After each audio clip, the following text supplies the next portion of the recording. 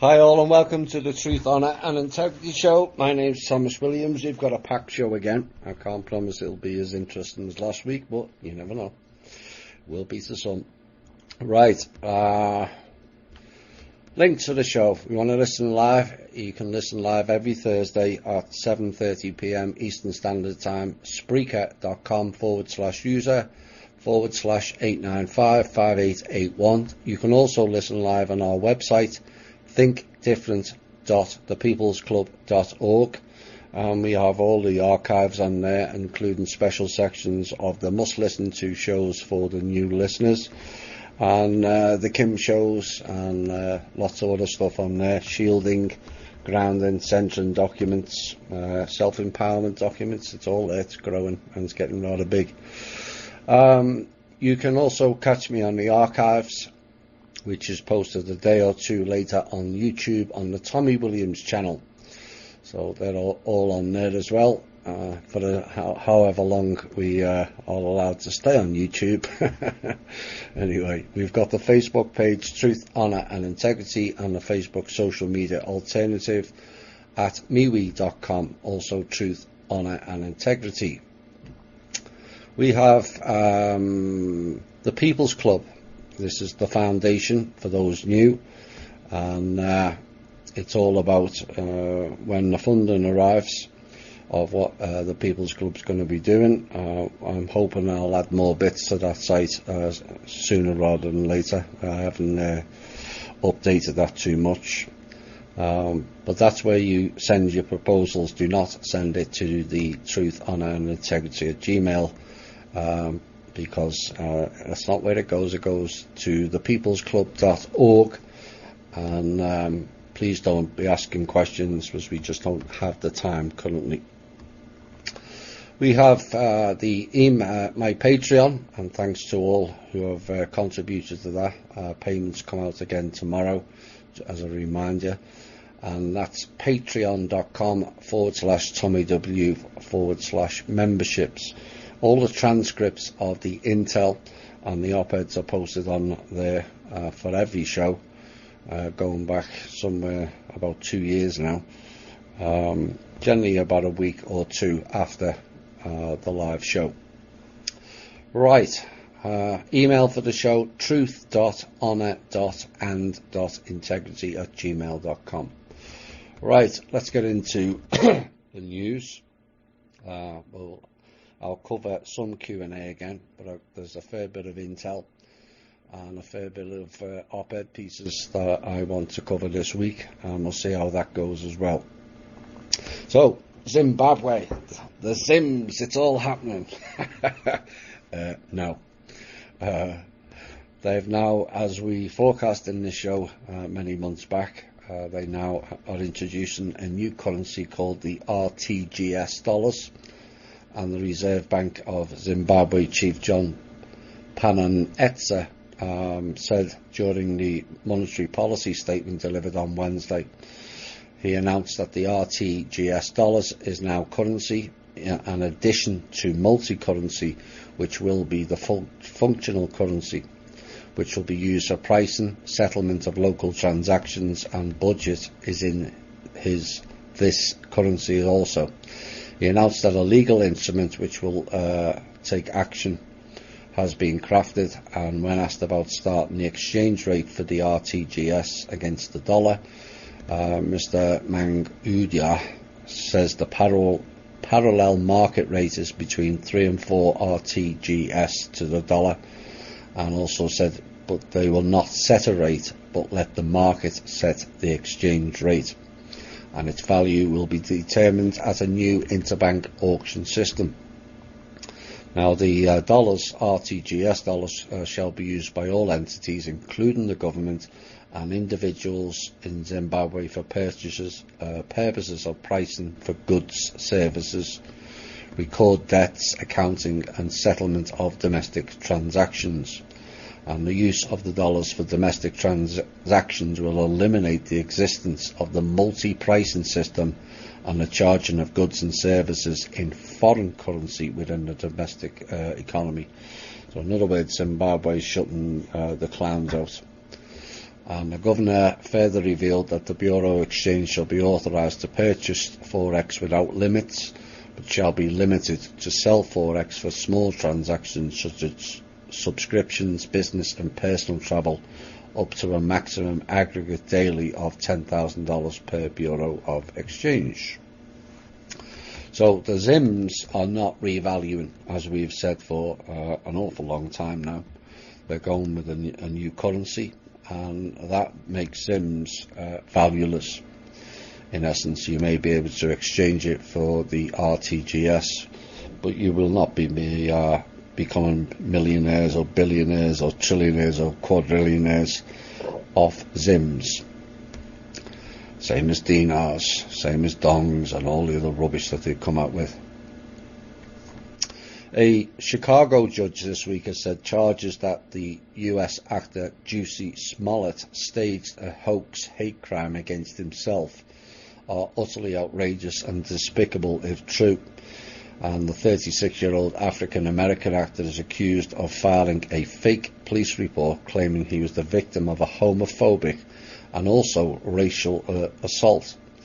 Now, the judge, John Fitzgerald Like, who is also black, said that the most vile part of the incident was the use of a noose, signifying him being lynched. And police say he staged the attack because he was dissatisfied with his salary. I don't think it's anything to do with that. I think someone set him up. And the Star's lawyer issued a strongly worded statement after the hearing, calling it an organised law enforcement spectacle. Yeah, right. And described Mr. Smollett as a young man of impeccable character, really. Judge Light said of a rope that Mr. Smollett claimed the attackers had hung round his neck. And the judge's comments on Thursday's court appearance alluded to the racist lynchings of thousands of black Americans in the post-American Civil War era. Now, Mr. Smollett, who stars on the TV series Empire, is suspected of paying two brothers to stage the attack on himself, and the siblings are cooperating with the investigation. Chicago officials say Mr. Smollett also sent a racist letter to himself at a Fox studio before staging the attack. And Mr. Smollett denies that charge of felony disorderly conduct. Not good if that's proven correct. You know, it's just not good. It's not going to do the black people any good whatsoever, and sets up stereotypes, does it not? Which then leads to divide and conquer. You know, if found guilty, he should get a severe sentence, regardless of him being so-called famous. Personally, I've never heard of him, but I don't watch TV. But that's bad. That's really bad. The question is, was he set up to do that? As another one of the Portal people's distraction pieces. Let's get the blacks and the whites fighting again. No. Venezuelan President Nicolas Maduro has announced he's closing the border with Brazil this week as a row over foreign humanitarian aid continues. The embattled leader went on TV to say he was also considering shutting the border with Colombia to stop the opposition bringing in relief. Now, what he's stopping is the clowns coming in. You remember the intel a few weeks ago, they were going in through Colombia and Panama. And Mr. Maduro denies any crisis and calls the aid delivery plans a US orchestrated show. Opposition leader Mr. Guaido is leading a convoy to the Colombian border from the capital Caracas. Mr. Guaido declared himself interim leader during anti-government protests last month and is recognised by dozens of foreign states, including the US. Now, scuffles broke out and tear gas was fired when the convoy of buses and cars was briefly stopped by security forces on a road near Mararia, which is west of Caracas, but they later moved on. Meanwhile, after the closure of the border with Brazil was announced, many Venezuelans rushed across the frontier to the Brazilian city of Pacaraima to stock up on supplies. Not a good situation there. But off to India next. 100 million tribes people in India are, in the words of a historian, its invisible and marginal minority group. Despite affirmative action, most of them continue to eke out a miserable existence in the heavily forested, mineral-rich states. More than 4 million of them, by one estimate, live in a protected forest area, which comprises about 5% of India's total land area. Now, some 500 wildlife sanctuaries and 90 national parks also make up these protected areas. But a 2006 law gives tribal people and other dwellers living on forest land for 3 generations before December 2005 the legal right to live and work on the land. But now India's Supreme Court has ordered that more than 1 million of such families living on forest land will have to leave soon. Really. The top court has acted on information provided by 17 states in India, and the states have carried out a 3-step verification of more than 4 million occupancy claims requiring 13 different kinds of evidence. God. Each family living on forest land. More than 4 million claims were filed, some 1.8 million claims have been accepted, and the land titles handed over to families living on 72,000 square miles of forest land. So far, more than 1 million claims have been rejected, so an equal number of families face eviction. And the environmental journalist Nitin Sethi calls this the largest mass-scale legally sanctioned eviction of tribal people in independent India. There's plenty of land in India, but of course the key was further up. They live in a heavily forested, mineral-rich area. That's the key. A bit like Paradise in California, is it not? It's going on all around the world. Canadian Prime Minister, off to Canada next, Justin Trudeau, I said that correctly, has rejected calls to resign over a scandal that has rocked his administration, with senior officials being accused of attempting to protect from prosecution a major Montreal-based engineering company accused of bribery. Mr. Trudeau simply cannot continue to govern this country now that Canadians know what he's done, and that is why I'm calling on Mr. Trudeau to do the right thing and also to resign. This was Conservative leader Andrew Scheer, who was slated to run against Trudeau in Canada's up-and-coming October 2019 election. And he was calling on all Royal Canadian Mounted Police to immediately launch an investigation. Good luck with that. There's no chance of the RCMP launching that type of investigation. There's too many of them are involved, is why. Into claims against members of the Trudeau administration if it has not done so already. No, it won't. And Scheer said he believes that Trudeau has lost the moral authority to govern. That's assuming he had moral authority to begin with. Some would argue otherwise. Next person in alleged trouble, as we'd forecast in this show, is Israel's Attorney General announced today that his office plans to indict Prime Minister Benjamin Netanyahu on corruption charges after a 2-year investigation, and the Prime Minister faces 1 count of bribery and 3 counts of breach of trust. And the Attorney General, Mr. Mandelblit, has informed the Prime Minister, Mr. Netanyahu, through his attorney, that he is considering indicting him on several criminal charges, according to a statement by the Ministry of Justice spokesman Adi Livni. Now, prosecutors would have to go forward with a pre-indictment hearing before Netanyahu is formally charged. One ponders where the indictment is for mass genocide, not just bribery and trust. Somebody else in trouble. Former head of GCHQ has resigned his post after it emerged he gave a character reference in support of a pedophile priest who went on to re-offend.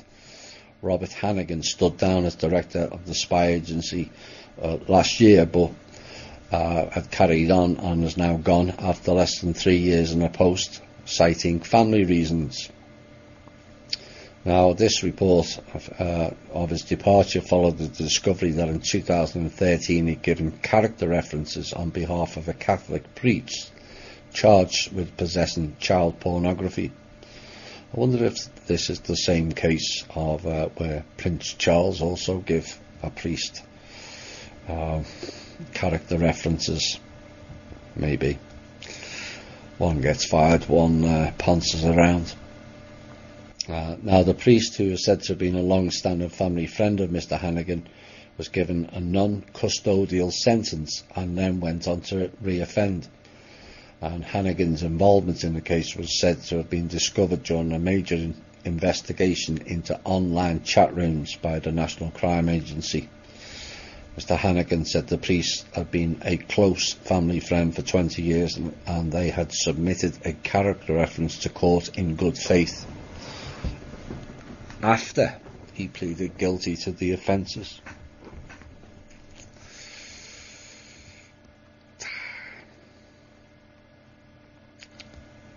I'll have more on this next piece in one of the op-eds, because it has to be addressed.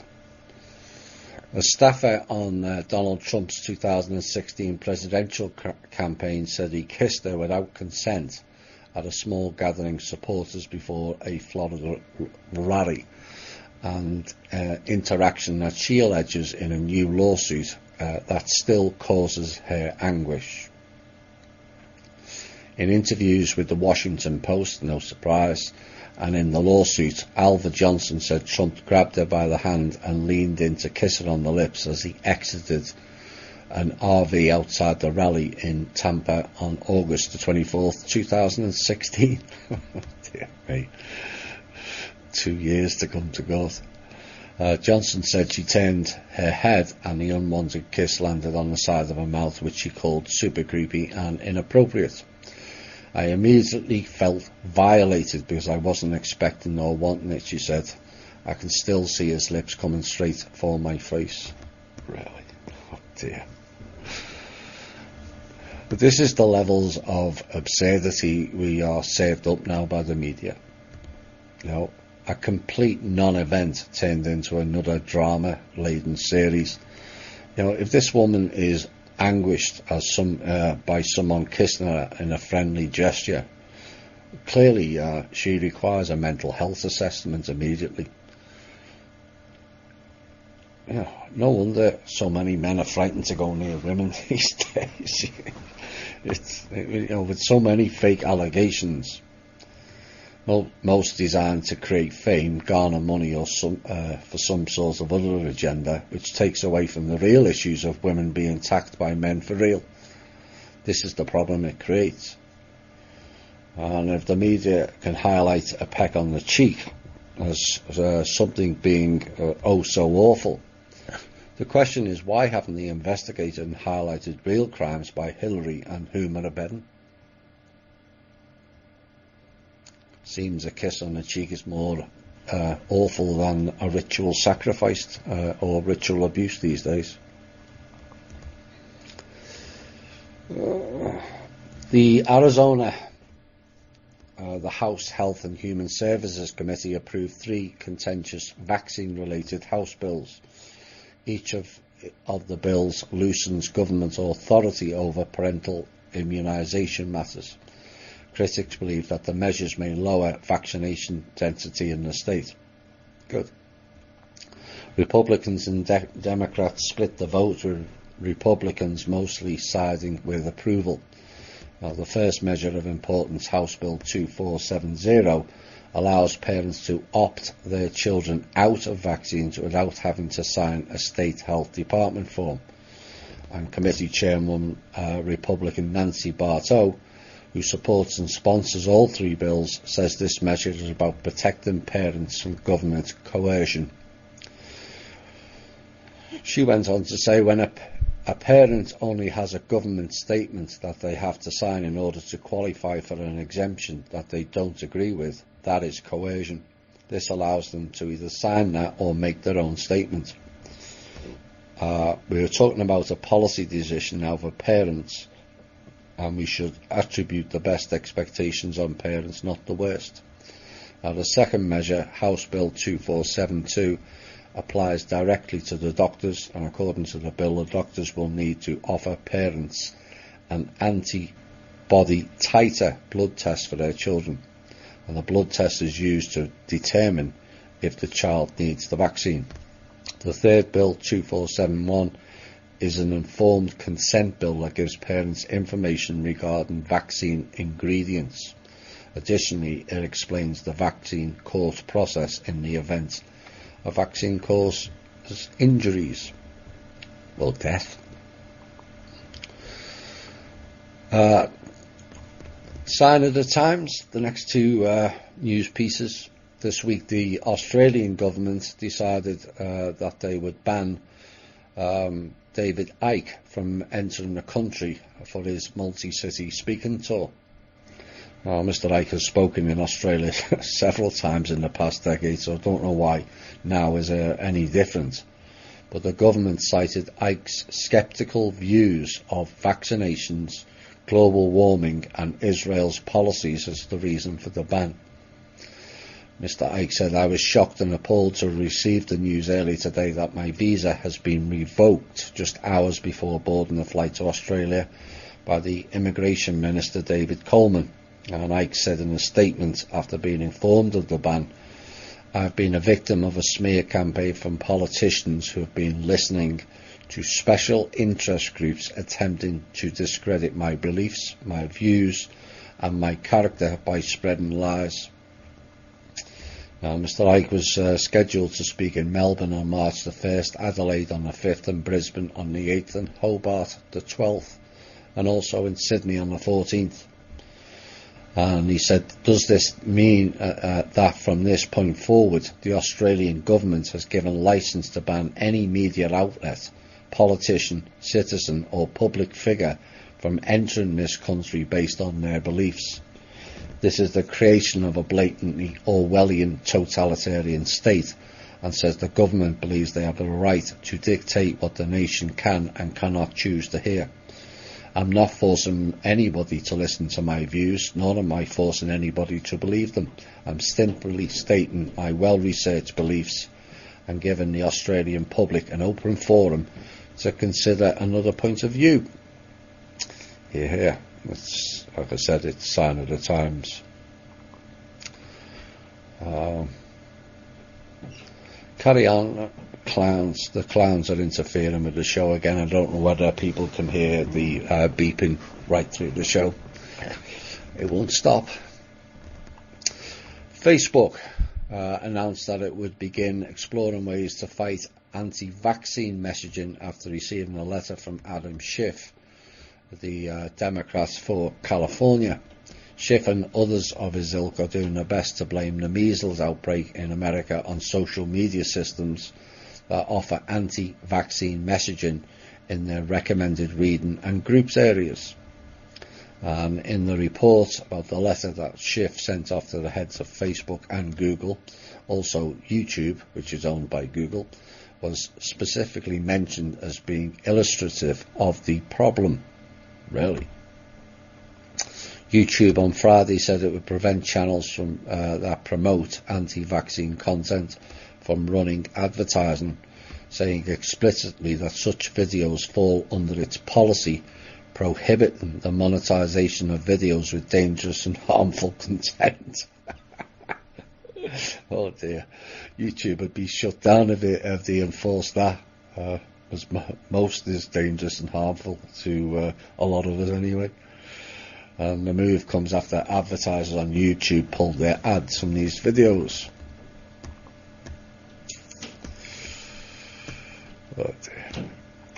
President Trump ordered his chief of staff to grant his son-in-law and senior advisor Jared Kushner a top secret security clearance last year, which overruled concerns flagged by intelligence officials and the White House's top lawyer. 4 people briefed on the matter said Trump's decision in May so troubled senior admin officials that at least one, the White House chief of staff at the time, John Kelly, wrote an internal memo about how he had been ordered to give Mr. Kushner the top secret clearance. The White House counsel at the time, Donald McGahn, also wrote an internal memo outlining the concerns that had been raised about Mr. Kushner, including by the CIA, and how Mr. McGahn had recommended he not be given a top secret clearance. That boy will get the president in a lot of trouble one day. Final news story. Some of the people responsible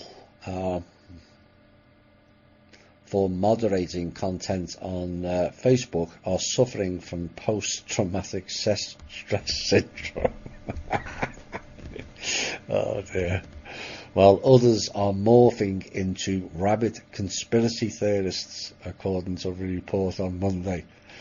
Many of the employees of Facebook contractor Cognizant are having meltdowns while attempting to moderate the vast troves of content people post on the social media platform. Combing through people's content is turning Cognizant's Arizona office into a dark and sinister place, according to them, and citing interviews with certain moderators of that company. Several moderators told a reporter that conspiracy theories took a strong root at the office, particularly the 2018 Parkland shooting, which resulted allegedly in 17 casualties in Florida. Initially horrified staff, moderators said, and one person called Chloe, who works for The Verge, said claimed her colleagues eventually began expressing doubts about the initial story as more conspiracy content was posted to Facebook and Instagram. People really started to believe these posts they were supposed to be moderating, she said. They were saying, oh gosh, they weren't really there. Look at this CNN video of David Hogg, he's too old to be in school. And people started Googling things instead of doing their jobs and looking into conspiracy theories about them. Oh my. You can't make it up. So even the Facebook moderators are now waking up. And that's kudos to all of us in the alt media. Many are acting responsible and putting out the information and hopefully giving people a chance to look at it themselves. Ramming it down people's throats just doesn't work, does it? But they've seen enough, and eventually the light switch comes on, and it seems to be bothering the people at Facebook and the so-called moderators.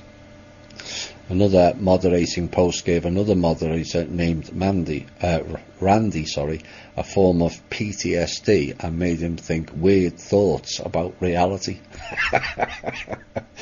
Oh boy. Well, he actually woke up, realised he's been in a sleep the whole of his life, and suddenly he's woke up to reality. I should play that Soul to Soul song now, back to life, back to reality. But we're going to do some Q&A. See how far we get. I won't be getting through all of them again.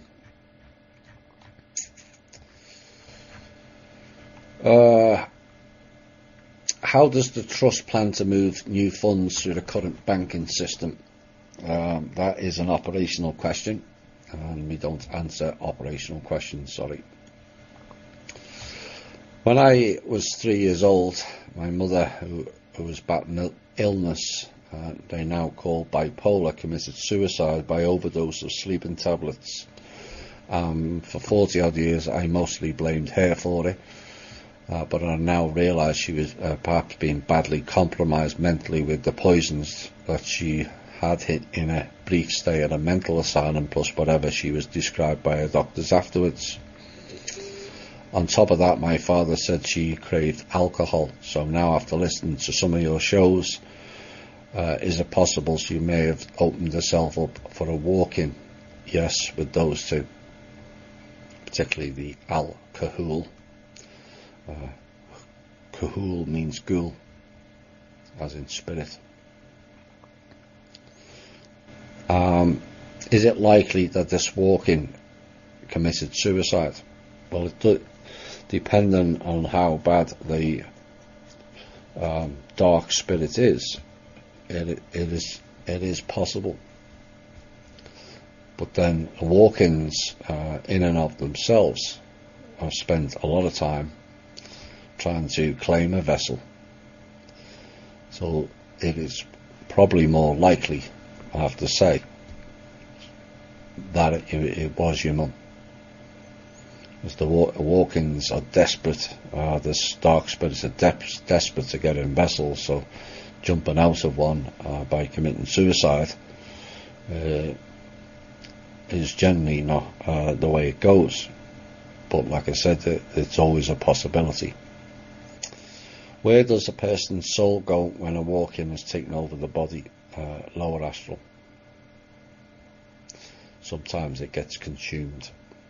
Sometimes it gets jumped on and can be rescued. But sometimes it gets totally consumed. In the UK, would the authorities have known that the poisons they prescribe take away a person's need and ability to fight literally for their life?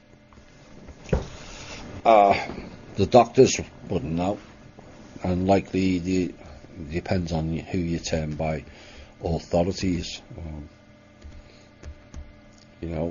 Only the real ones that know are the likes of the genocide people at World Health Organization and the big pharma companies. They all know. There's a reason why they put, oh, you've got diarrhea, take this tablet, may cause diarrhea and you may die as well. I'll stick with the diarrhea thing, thanks. There's a reason why they list them all now. They've got to. Basically, then they're putting their consent onto you by listing it all, and the fact that you still took them means you've consented and you're liable. That's why they do it.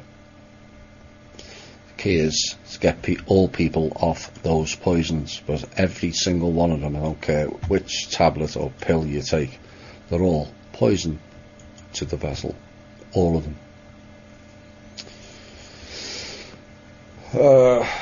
Is the Islamic Bank also part of the central bank system? Some of them are. Of course, Iran and Iraq and Libya weren't, which is why those three countries were attacked, along with North Korea, Cuba, Venezuela. What was the other one? There was 7 in all that were not part of the Rothschild's banking system, and they're all the countries that got attacked or still under attack.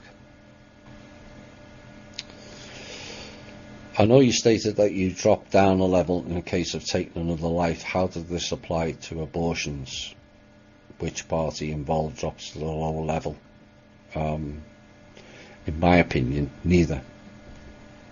It is my understanding that the soul part does not come in until the point of birth. Others may argue different. That is my opinion. Technically it is a life. It's a very sensitive topic, but the vessel is alive, but the soul and the spirit haven't entered, and it depends on what you would determine what is life. It's not an easy subject to cover, but that is my understanding.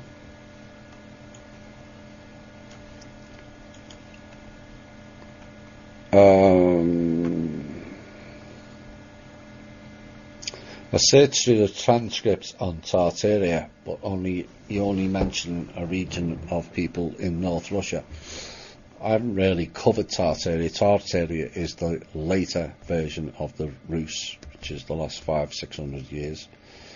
Most of the material I've covered is the original version of the Urs, which means original, and the Rus. So, what I will say is, when I looked at the Tartaria stuff about 12 months ago, a lot of it was fairly interesting. All the later stuff, the ones I've seen anyway, are distraction and distortion.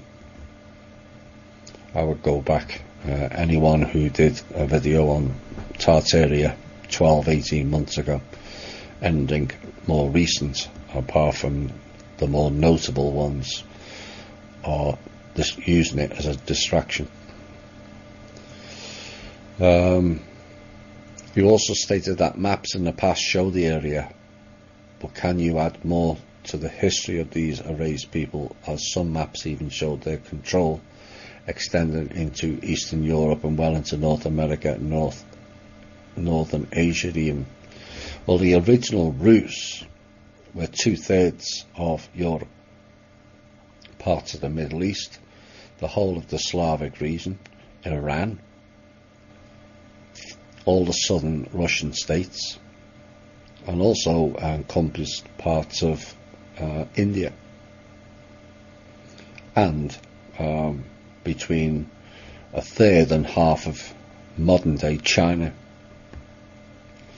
And yes, it went into Britain, it went into Ireland, and it went into North and South America, as the buildings all look the same, and no, they're not Roman or Greek. They were all over the world, teaching a better way, enlightenment, and no land was taken over by violence. Just teaching a better way, and everyone joining up, which is what we're trying to achieve now. But the maps show the regions. There's a reason why it's been deleted from the internet, but I hope that helps.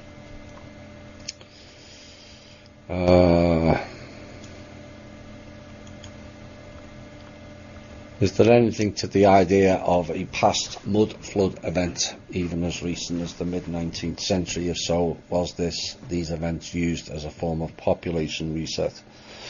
I don't know too much about it. I've seen bits of it. It certainly stacks up that there was mud events in certain regions, maybe not all, as some of the videos are putting out. But if you look at the way buildings were, why would you build a basement?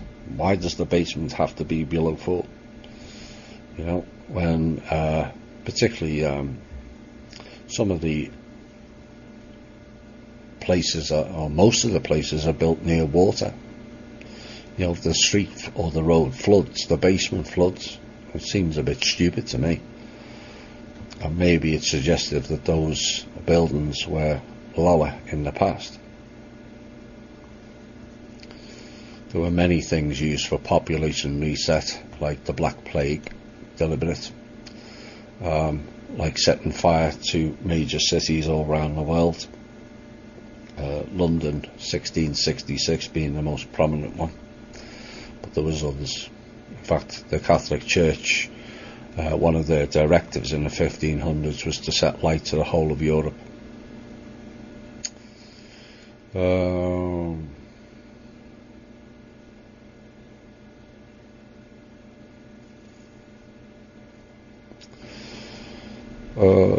Will you be able to provide us with any advance warning as to the certainty of the clowns succeeding in crashing the economy? To a degree, yeah.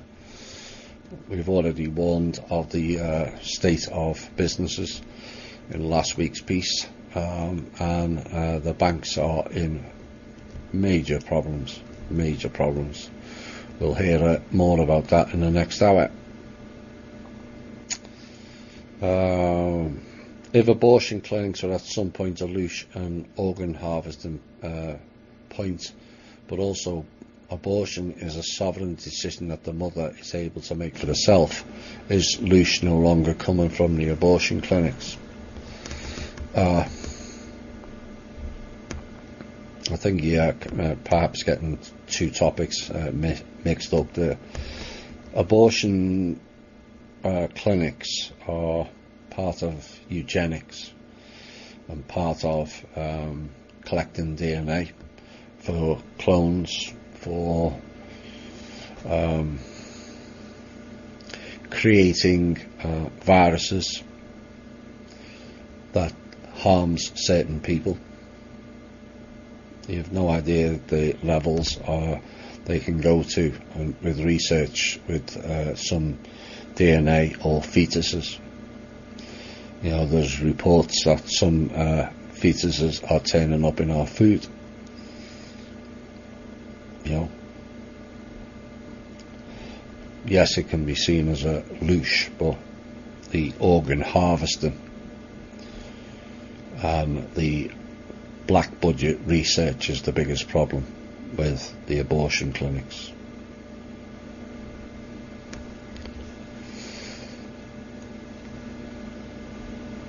Is the German Empire still in possession of its sovereignty? No. They're all gone.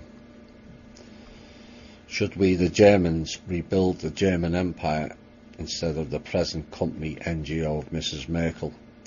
No, you don't need an empire.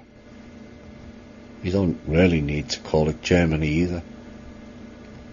Countries were created to create division. That's why so many have been chopped up into smaller and smaller pieces for divide and conquer, like Holland.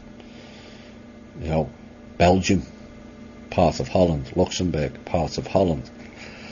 You know, Germany itself has added bits on from Austria and the likes, or taken bits off Luxembourg. We don't need to build empires anymore.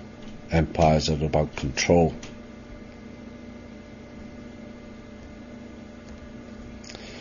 Will there be coming anything completely new, a global but very positive world order, making such a revitalised German empire obsolete? Well, if the people act in the right way, the last thing we want is another empire or another world order. You know, they're all control systems, all of it. The Rus didn't consider it an empire. They consider it a teaching movement for the betterment of humanity. It's not something that we should be calling a new world order, or a different, or a revitalised order, or an empire. They're all the old world order, if you like, names. We don't need it. Don't need Germany to be the head of the world. We don't need America to be the head of the world. We need the people. Who were the legal rulers of the earth previous to 16,500 years ago? Humans. Those tall beings having their main base in Romania in the Besegi mountain complex, and later on their successors, my feeling, the Cathars, among them especially the perfect ones. Not to my knowledge.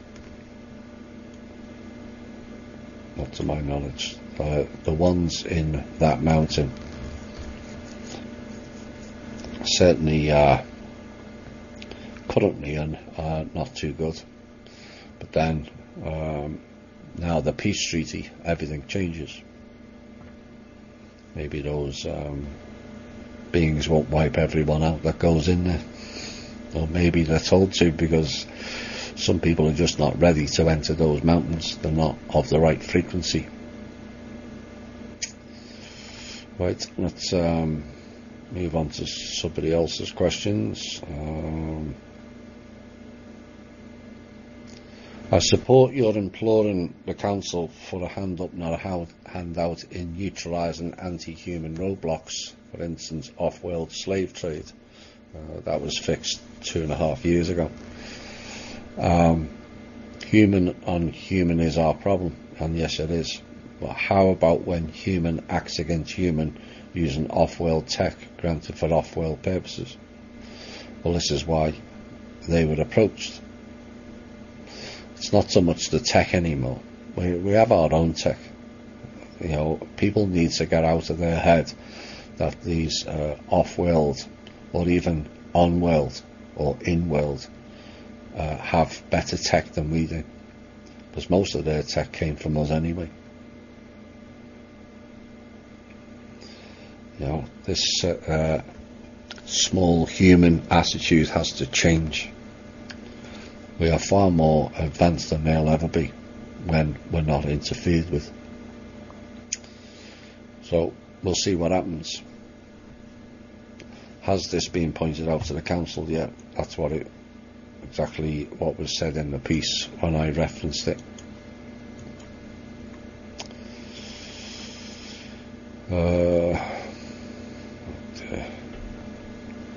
There's talk all over the internet about a rainbow bridge to 5D. No, it's not going to 5D at all. Drake is discussing one of the rainbows. Perhaps he's discussing Zippy and Bungle. I don't know.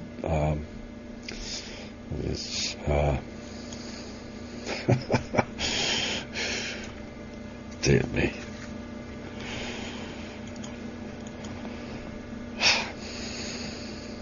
Since our monthly social security and pension checks are both auto deposits, not by our choice of course, their policy, if the banks shut down, how will we get the monies rerouted to us directly? You won't. Not in the immediate term anyway, until something else is set up and everything's changed. This is kind of why the banks haven't been shut down. You know, the trust has the authority to shut them all down, but it will damage the people. But maybe the people needs a short, sharp shock, where they're not getting the social security or pension checks, where they actually get up and do something and fight back for themselves and their families, not just leave it to the relatively few in the alt media and those in certain positions in certain authoritative roles. Maybe it needs them all.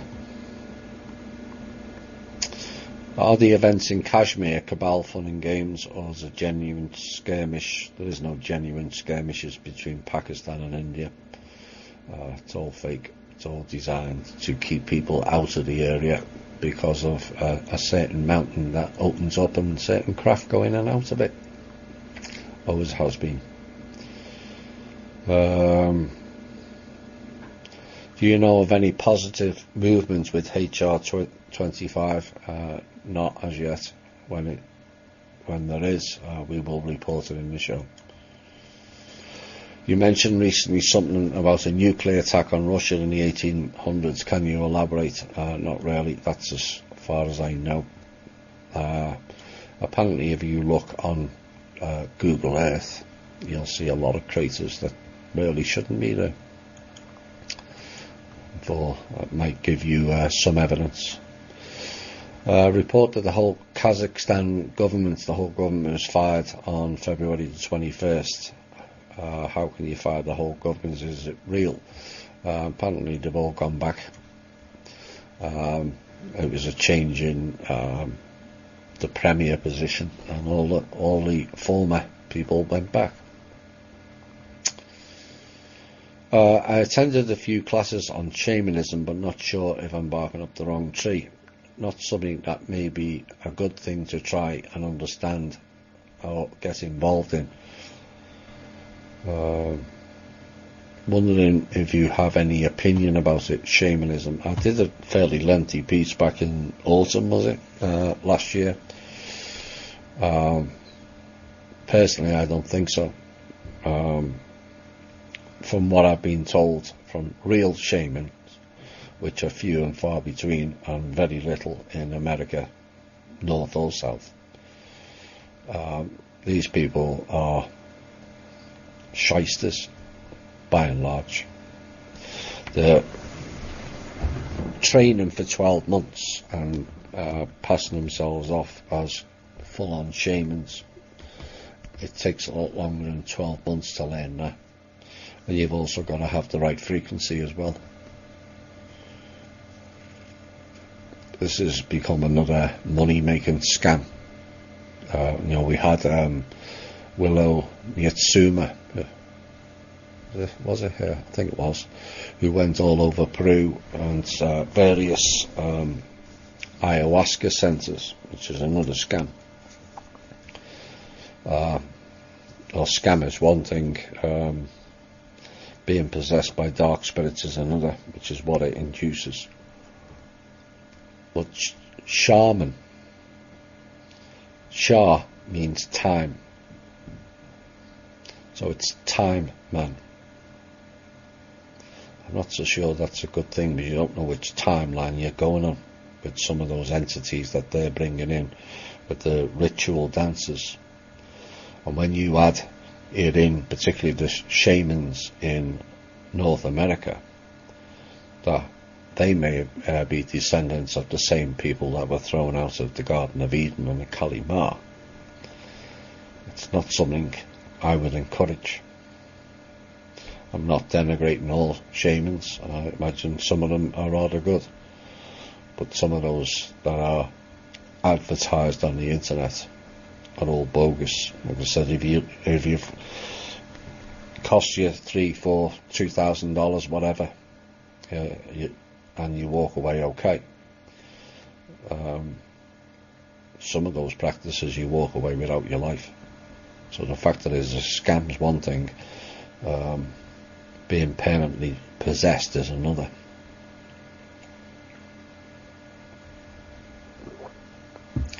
In some African countries there are big projects going on by NGOs to plant trees. Do you know if wood is the new gold?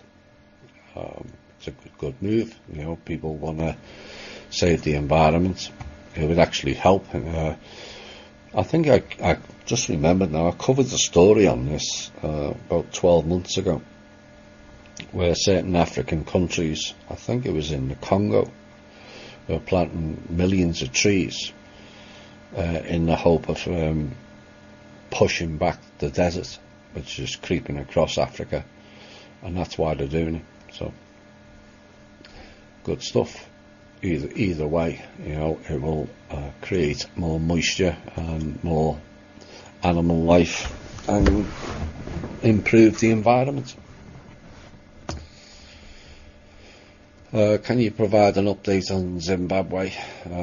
Seems the Russians are getting involved. Why are they any worse than the Americans getting involved, or the Chinese elders? Well, we kind of covered Zimbabwe in the news.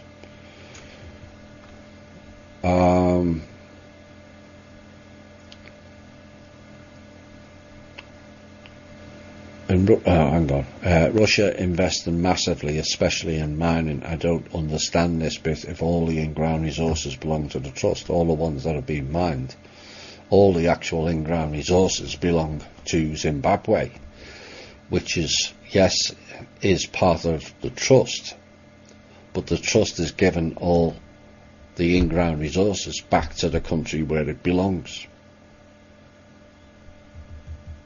So if Russia comes in and starts mining, the bulk of the money goes to Zimbabwe, not to these Russian or Chinese or American investors that are like to the bears in South Africa, just raping it. Zimbabwe president is a lot more savvy than perhaps the media makes out.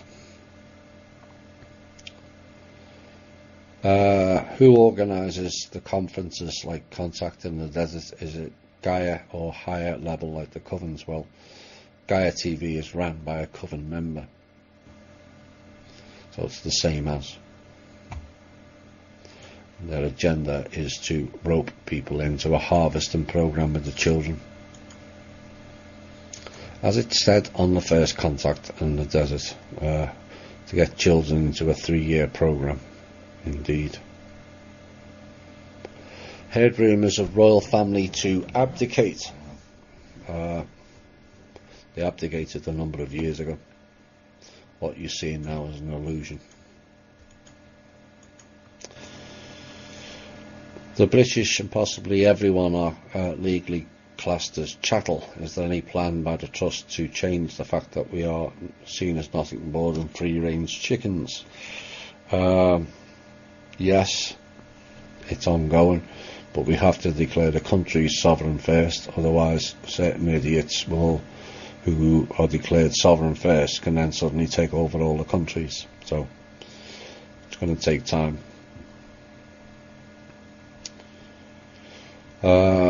Did I hear you correctly when you said Anne died in 2016? Yes, you did. And if so, I assume we're seeing her clones, so she's got doubles as well. And the doubles dying as well. Oops.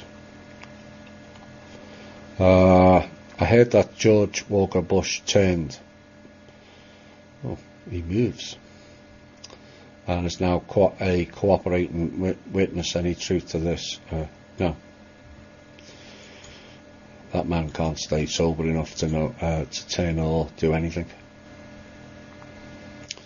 Would taking the ley lines from the dark forces help change the energy on the planet? Yes, already underway.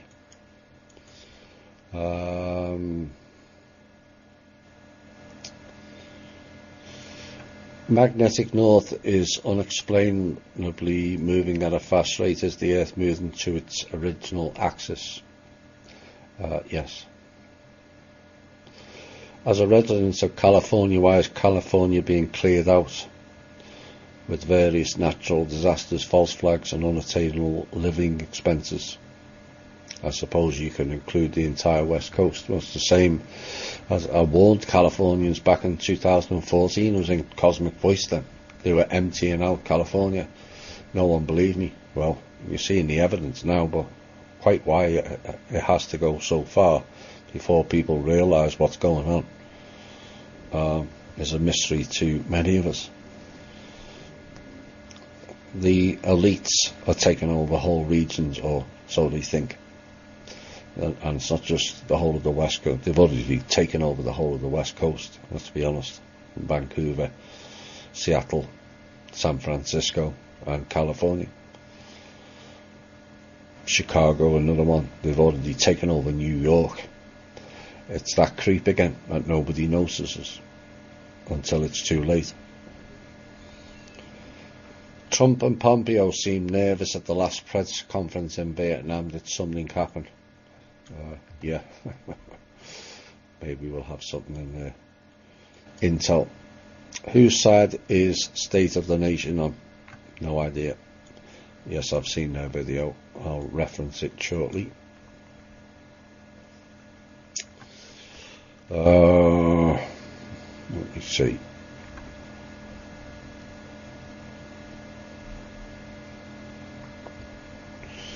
Extreme winds, weather patterns, people complaining of anxiety, mental mood shifts, physical ailments, human resonance off the charts, other G1 storms, and massive magnetic energy shifts happening, causing this.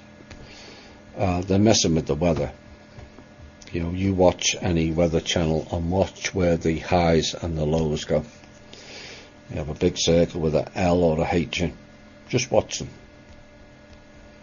And you'll see unnatural movements, one low moving out, another one moving exactly in the same spot, one hovering, so it creates a wind shear or a wind flow, whatever they're planning to use. Just watch the Fairport channel, known as the Weather Channel, and you'll see. Is this part of the UPU cleanup? No. it's unlikely we will be having the UPU on any time soon. You never know, but as it stands currently, unlikely given the Chinese RV camp of Megan. I can't see that changing anytime soon. I think that's enough on questions. I think I've got through quite a bit there. And sometimes you feel like you're talking to yourself and no one's home. Perhaps this song fits. Hi all, and welcome to the second hour, and we're going to have some intel. I'm not going to hold back. I never do. I always said I will call it as it is, as how I see things, not how it's spun or BS from the portal people, but as things are. So, first thing item of the intel is all the security people, known as Canopy and Z and Blackwater and all the other goons that are in the Middle East currently, all had to be abandoned last month without pay. So there's a lot of fun and games going on over there. Next piece. Things are not too well with Mr. Trump currently, either by coercion or not. I cannot and will not ignore what it's in front of us currently, but I caution it all can change. But I've always said I will call it as it is. Now, rumours have circulated on the internet that said the following: thousands of fictitious sealed indictments, that's relating to the Q stuff, with Attorney General appointee William Barr in place. There will be no prosecutions of the Clintons, Bushes, Obamas or any other crime family, including the Rothschilds and the Rockefellers. Even career criminal George Soros will skate. They are stating that the nomination of Barr just 2 days after the funeral reflects the likelihood that the truce offer was immediately accepted by both sides, and that Barr would enforce the non-prosecution agreement as Attorney General. This is in relation to the pieces of paper which I did say in previous show was not good for we the people, as was relayed by other people in the alt media. But with regards to this, Soros is dead. The Bushes have been rendered mute. Bush Jr. Can barely stand up, never mind anything else. And Jeb, the two of them just do not have the aura of fear or power that George Herbert Walker Bush did. You know, Dick Cheney runs Bush Jr. just like he did whilst he was in the White House. You know, so much so that Cheney was screwing both of Bush Jr.'s daughters with the approval of Bush Jr. Cheney ran the government, not Bush. But these are all puppets of a much larger system. Puppets come and go, but the system remains until it's fully dismantled. Large chunks of it have gone. But whether this deal is correct or not remains to be seen, but backs up what I've said repeatedly. We can never fully trust a politician 100% or anywhere near that figure.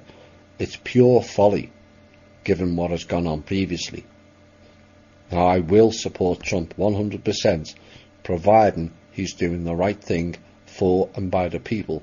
If he's not, I will call it out, regardless of who it is.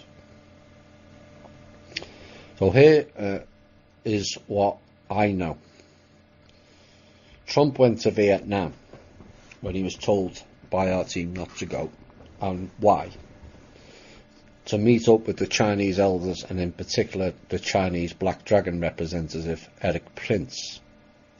The Kim Jong-un was a side issue, as was revealed in today's news that the talks broke down. All too familiar, isn't it? Like Brexit, like the Israel and Palestine issue and the wall here. They all break down. So that tells you then it's a distraction for something else. Now the key was to note and remember the recent intel regarding Erik Prince and fake notes and the cash transit license for Vietnam, Laos and Cambodia. And it appears Mr. Trump, either by design or was badly led, at this point we are unsure, but Trump is going to use the pallets of fake USD notes from the clowns to fund the American budget, not the Man of World Holding Trust.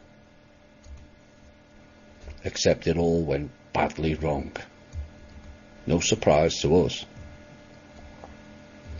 As we have stated previously, certain things out of certain vaults and bunkers dotted around the world have been removed previously to a safe location where clowns and their agents can't access. Now Trump sent Secret Service to go and collect all the pallets whilst he was in Vietnam. They spent 3 hours driving round from vault to vault and found nothing. Oops. Why? Because all the vaults and the bunkers are empty, like we keep telling people. One day people will listen to what we have to say, because far more times than not, what we state bears out.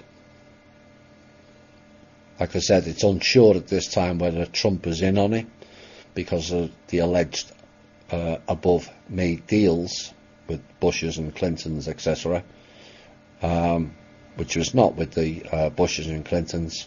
If that deal was made, it was with the American Black Dragon. Or he just wanted to go and see for himself. We could have saved him the time. Now apparently Mr. Trump is really pissed now at what took place, but not as pissed as we are, as we warned him not to go and what would happen.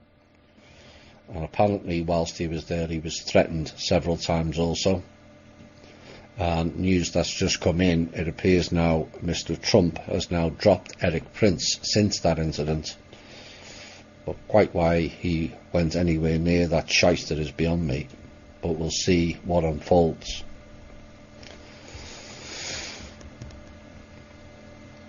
Continuing in the vein, and again this is I'm not happy with the following either.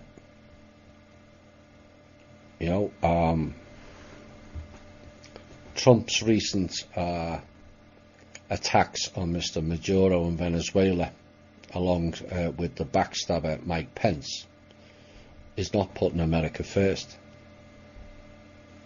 Continued drama and arguing over the wall with the fake media and playing politic games when solutions have already been given as far back as last March, near 12 months now, is again not putting America first. It's near 12 months now when the Man of World Holding Trust bailed out America with its budget and continues to bail out America with the budget up until last month, of which the trust is entitled to a 2% admin fee. And bear in mind the 2% fee is not coming out of the government money. I wish to make that clear. I will explain the trust fund fee shortly. It comes directly out of the trust and it's always operated that way. And that payment is still being blocked from 12 months ago. Again, it's not a good sign, and again, it's not putting America first. It's now 4 months since the Man of World Holding Trust agreed to fund entirely the disaster relief for the weather-torn states. It was all approved until it was time to load the funds to get started, and nothing has been mentioned since except delays. Meanwhile, many American families are living in tents throughout the winter, and again, this is not putting America first. It's 13 months on now from declaring America sovereign. The government has still not acted upon it. Again, that's not putting America first. And working with a known terrorist in most sensible people's mindset, who has twice in the past 12 months went to work for the so-called enemy China, Erik Prince,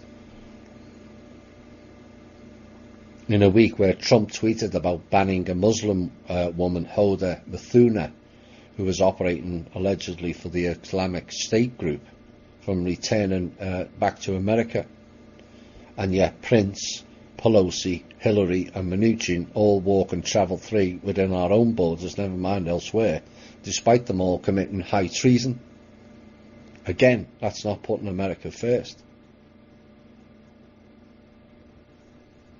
Trump insisting on meeting in Vietnam with Kim Jong-un, where Mr. Prince and his Chinese dragon counterparts are all in place there. Like I said, refer to the Intel update on that, which is suggestive at this point of working with them, not against them, is not putting American interests first.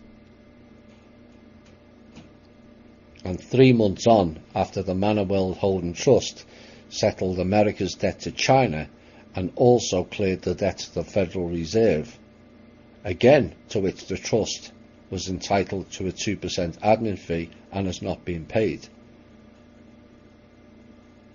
Trump has not announced America is essentially debt-free. Why? So no, we don't owe 22 trillion, and so we don't need austerity policies that always affect the people. And yet, surprisingly or not, there's been no austerity for our biggest expenditure, the military, who continue to disappear our funds as rapidly as melting snow on a hot summer day. We'll have more on that later. Again, this is not putting America first. And again, I will call it out as I see. One or all of them should have been acted on by now. The money for the wall was there last March. The money for the disaster relief was there in October. There's thousands of people living in tents in this country because certain people are not doing their job. Message to Mr. Trump: sort it out and fast before this whole country sinks into an abyss. We're at the point of no return. Being Nero will not look good on your CV, and we all know what happened to Nero in the end. Next item. Because of the lack of support stated above, work started and went underway this week to further correct the banking system to prevent the various malevolence and blocking funds to the people. On Monday, Kim shut down the entire federal server, all of it, due to them initiating blocks on all accounts, accepting or sending over $10,000. Doesn't matter which bank it was or who was sending it. Then the Fed decided to notify all banks that the banks had to call them to approve all transactions above that threshold. It's stifling business. Take the Manor World Holding Trust out for it for 1 second.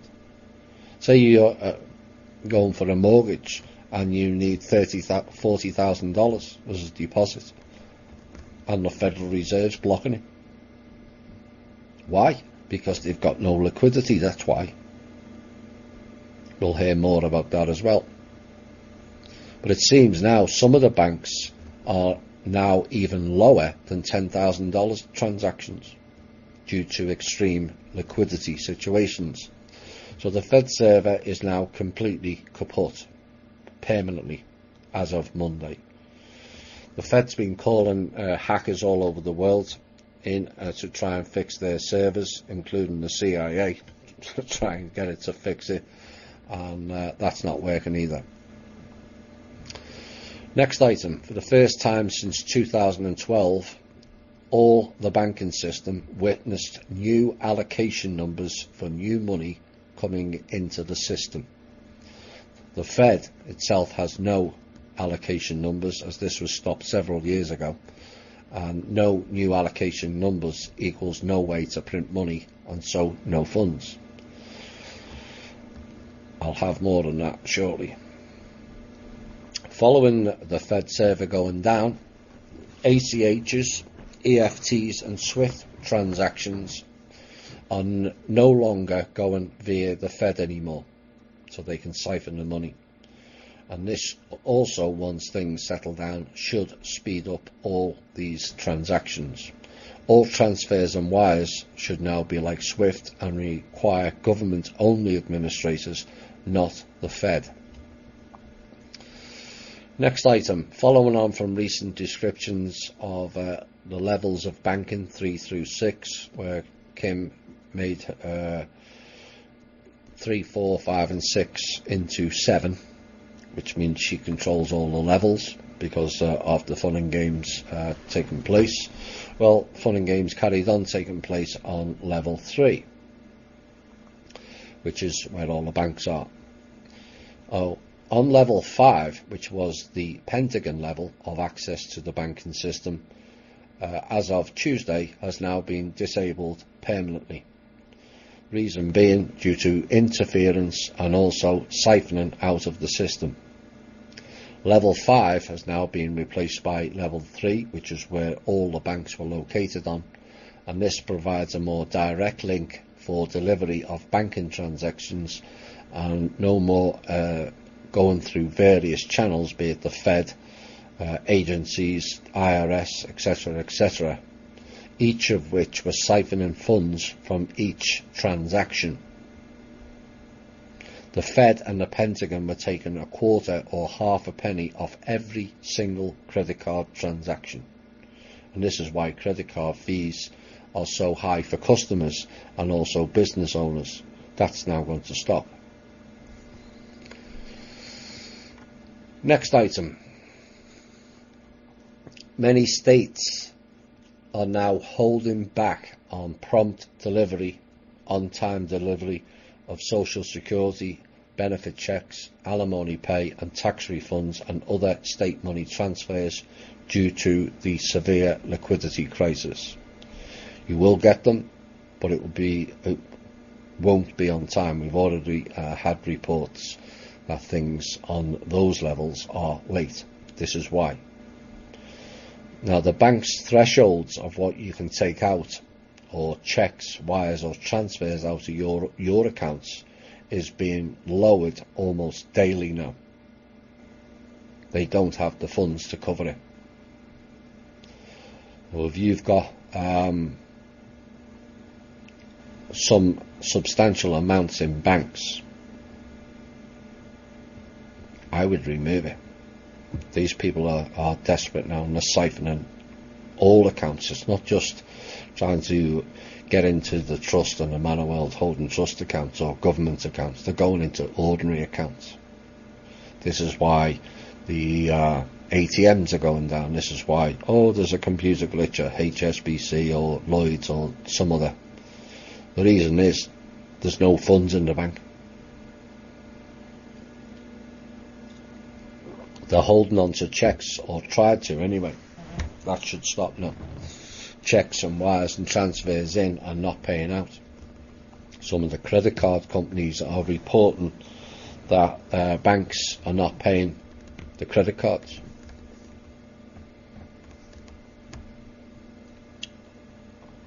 Last night, a new monetary system was implemented by the cabal in Hong Kong, probably because of their Vietnam jaunt failed last night, and that whole system was deleted permanently within 8 minutes. Oops. Around the same time, the cabal then tried to hack into Citibank and HSBC, and that was prevented also. Next item, message to the clowns. We are aware of your fun and games designated for the Ides of March. Also predictable. What is also predictable is it will fail. Final intel item. Following the transfer of 3 separate transactions of funds done this week by the Manor World Holding Trust, that was observed by all 37, yes, you heard that correct, departments who have access to the money system, that will be cut back substantially eventually, be it the Treasury, the NSA, GCHQ, yes, that lovely spying branch in the UK has access to your bank account. The CIA and the Bank of International Settlements, amongst others, you name it. But every time Kim transfers funds, they all see it now. So it's like a receipt. And the funds were going into Bank of America. And suddenly it was announced they could see the funds and they were available. And then just as quickly they disappeared. Just like magic. According to them anyway. So all 3 transactions vanished off the screens. So Kim went into the system and located who was interfering with the transaction. And because the Fed is now totally blind, that they have got other systems to operate for them. The NSA system in Missouri, another system in Texas, and the main system, wait for it, in Fort Bragg. Yes, the military. Who had not only tried to steal the Manor World Holding Trust funds, it became apparent that they've been siphoning funds out of everyone's bank and bank account, including the people's, since Monday, when the Fed server was ruined. This is what's going on, folks. I can't warn you enough. If you've got money in banks, take it out.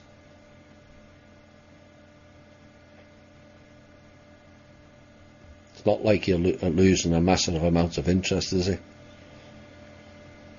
At least you can guarantee you've got the money.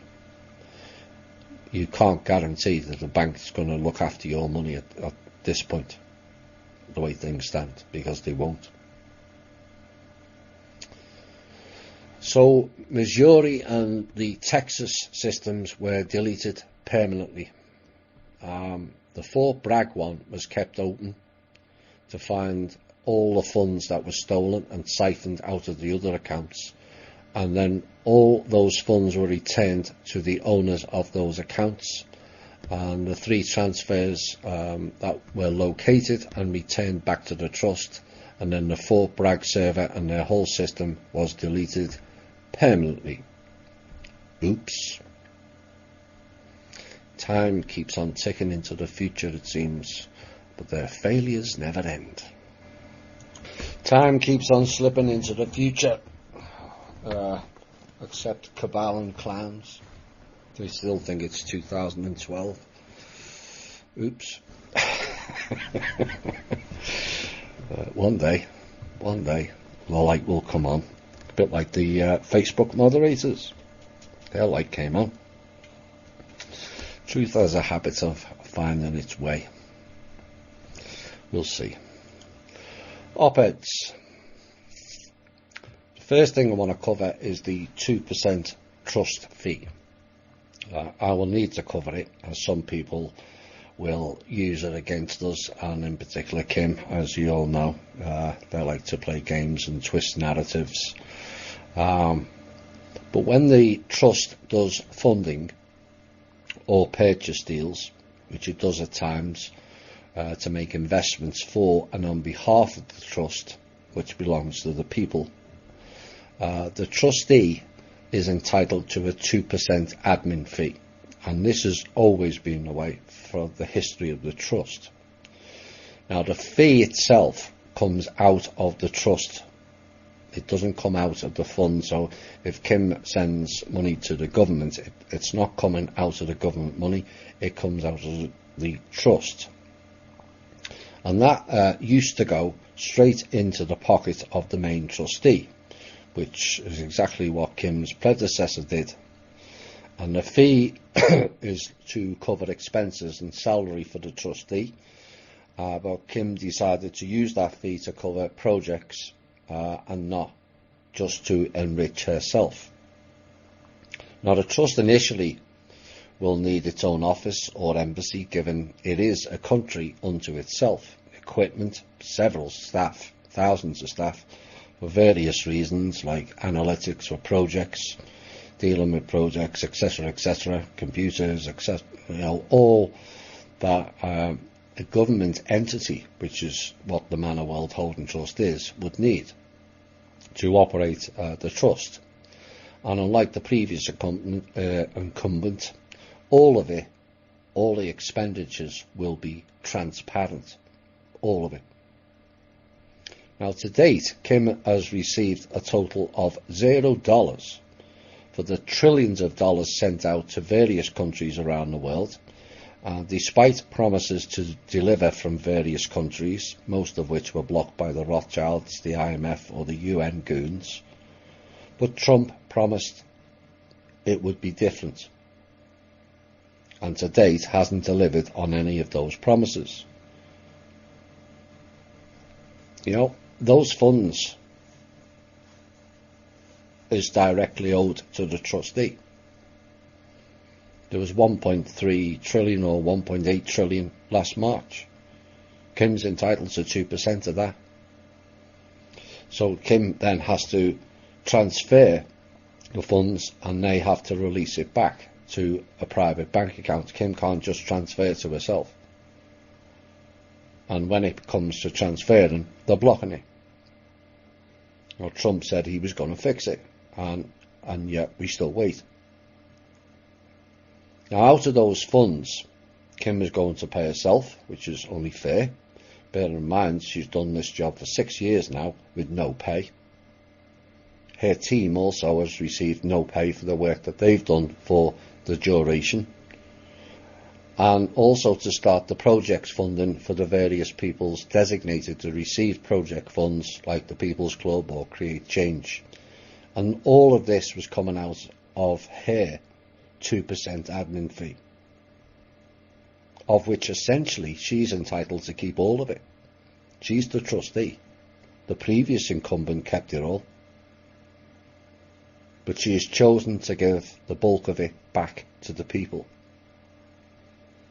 And this is why me personally got pissy in the intel with Trump. He should have fixed it.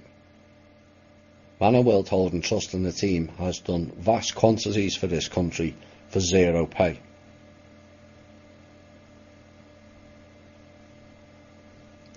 It's time somebody corrected it. Not jetting off with terrorists like Eric Prince in Vietnam.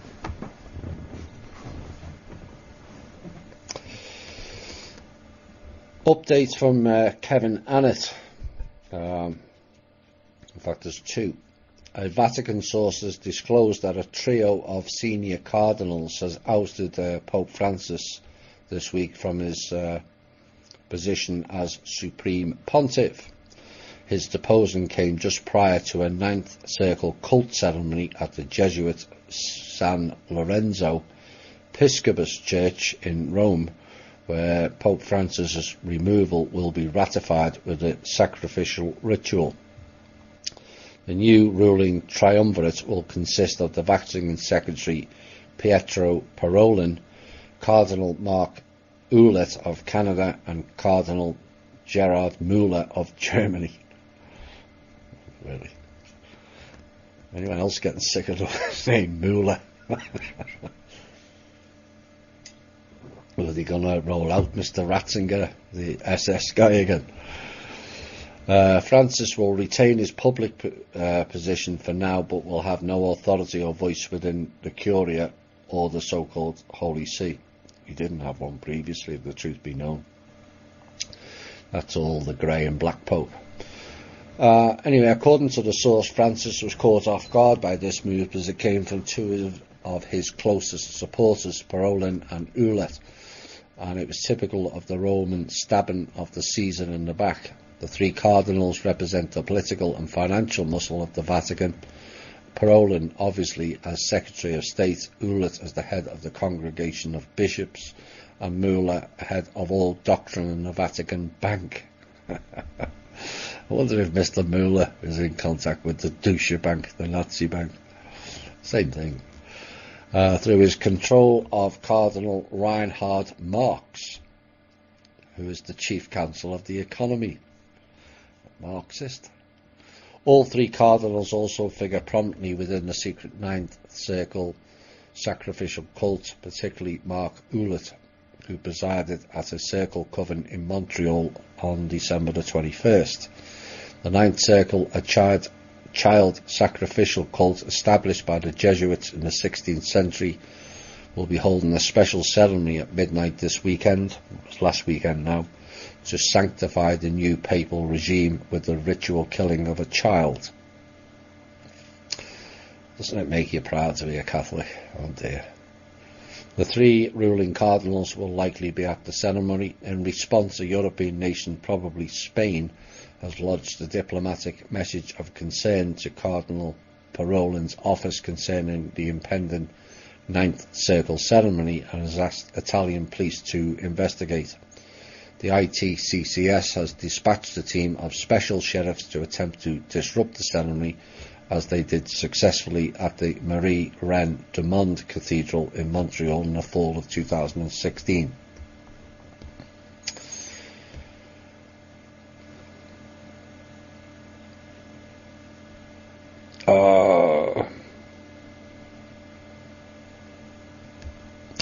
If you believe the official media accounts, Pope Francis spent the last several days in Rome conferring with a group of cardinals and then all of his bishops about child abuse in the Catholic Church, which is correct. He's cleaning house, as we warned 3 or 4 months ago. One hopes, whilst Pope Francis may have not been involved with child sacrifice or sexual behaviour, if he is cleaning house, that this doesn't disrupt it, because that's exactly what they would want. He promised on a call with the Manor World Holding Trust he was going to clean house, all of it. He did ask for help because the Vatican is running short of money and they can't pay anyone for the same reason as everybody else. There's no liquidity. In truth, the event was a cover story designed to camouflage a palace coup at the Vatican, operating behind the smokescreen of a widely publicised conference. 3 senior cardinals assumed the reins of power from Francis last Friday, February the 22nd, in a repetition of the fate of his predecessor, Pope Benedict Ratzinger, who was forced to resign from office on February the 11th, 2013.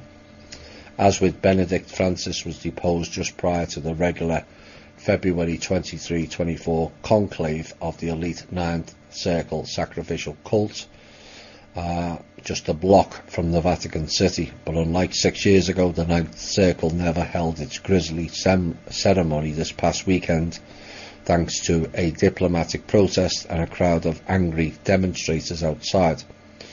Now, according to a confidential and high-level source within the Roman Curia, the removal of Pope Francis occurred last Friday morning when the Vatican Secretary of State Parolin met with the other 2 cardinals, and all 3 men are actively associated with the Ninth Circle, as said earlier.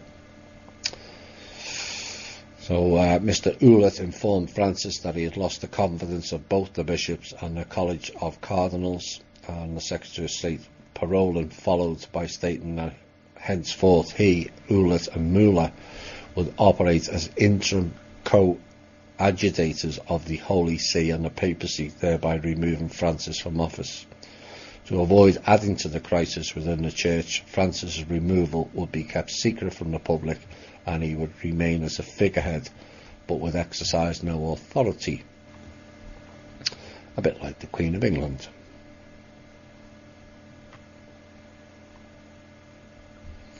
I thought I'd throw, given that was kind of biblical, a description of the differences between following a god and being a heathen, which has kind of been denigrated around the world for one reason or another. But the Judeo-Christian stroke Islamic Abrahamic God teaches you if you don't believe and serve him, you will end up in a place forever separate from him. You will burn forever in a lake of fire after judgment. This is according to Revelations 24 through 15. And you are judged by him. In the heathen view, the afterlife is action-based. You are judged by your honour and the legacy you leave in life. You are not judged by some deity, but by your kinsmen and the generations after you. Instead of eternal bliss or damnation, you stand with your ancestors and become part of their legacy. So this is the difference between the two belief systems. Item 2 of 5. The Abrahamic God teaches you need salvation. As soon as you are born, you are a sinner. And salvation through sin is only through him, the God who made you a sinner. Heathenism teaches you that you are great. Your ancestors, family and folk are great. And heathenism brings you upwards and encourages you to be stronger and greater. Big difference. The Abrahamic God demands that you serve and submit to him. Your life means nothing without him. Heathen gods do not demand such a thing. To you they are like kinsmen. 4.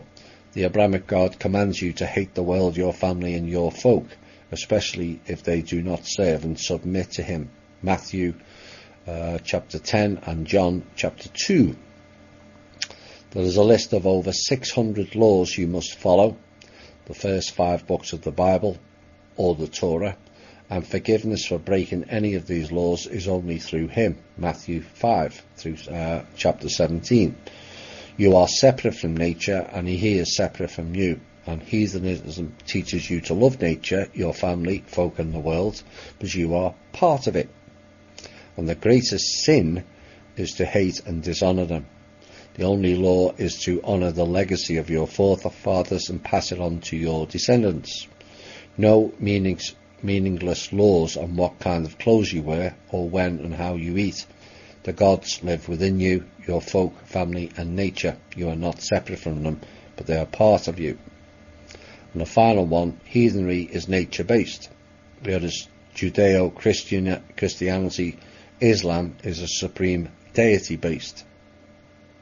Heathen gods are your people's gods, while the Abrahamic God is a foreign and non-European God, according to this.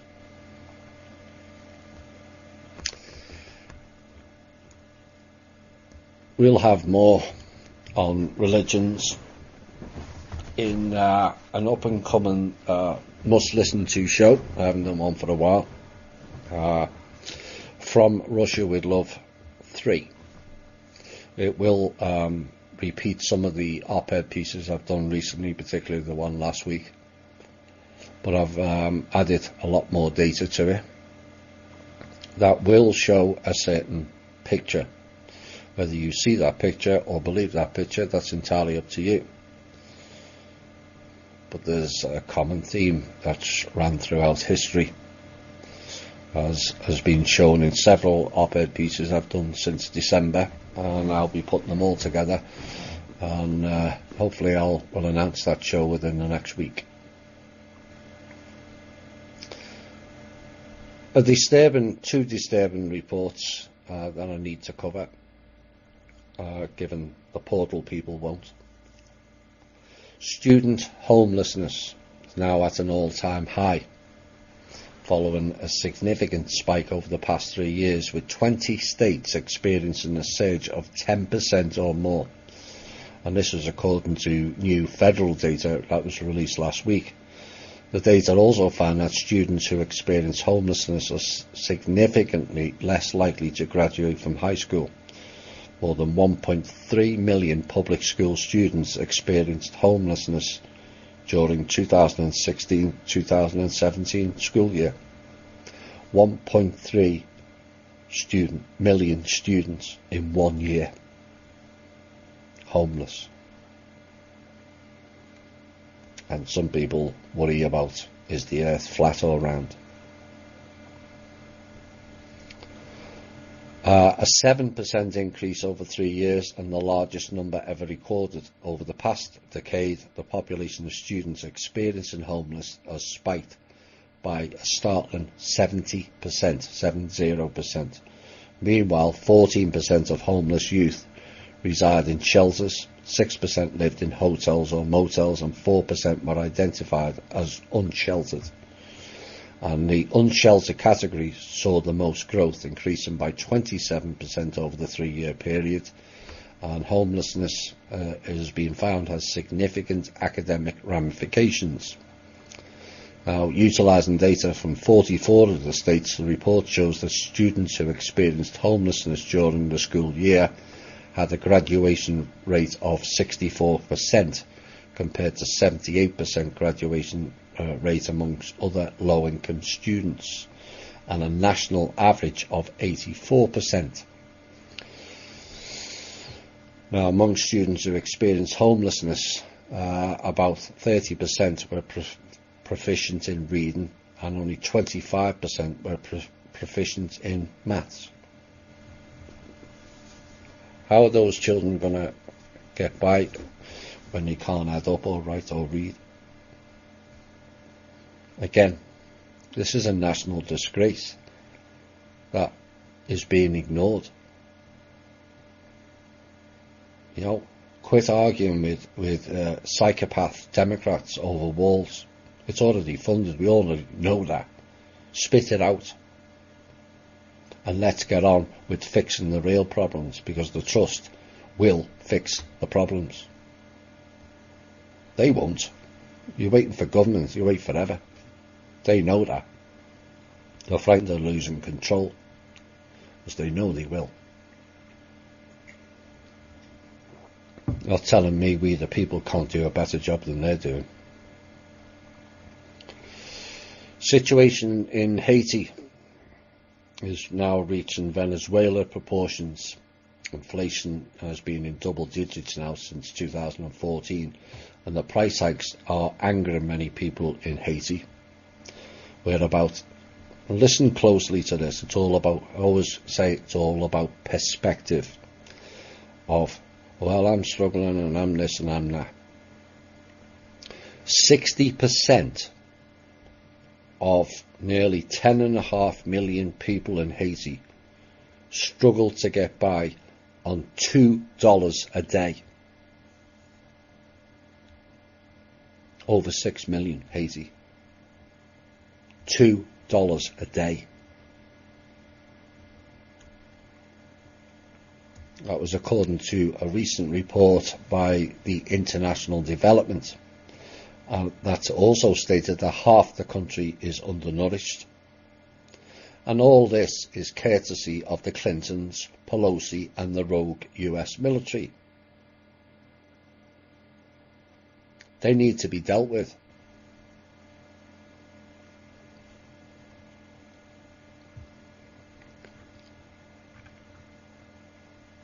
Final piece before we have a music break. I want to say kudos to Randy Morgans, Emily and Shane for the show they did last week.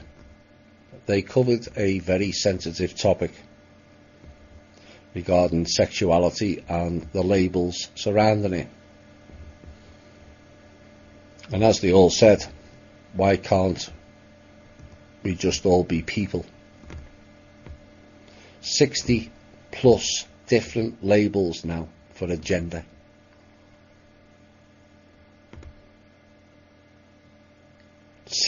Different labels for gender. I mean, how ridiculous is that? And which total retard comes up with all these descriptions? Did he not stop and think on these matters? Clearly not.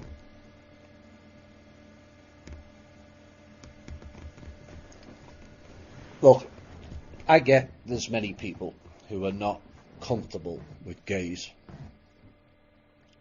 Well, actually, the truth be known, it's more to do with male gaze than females, is it not? Let's not beat around the bush.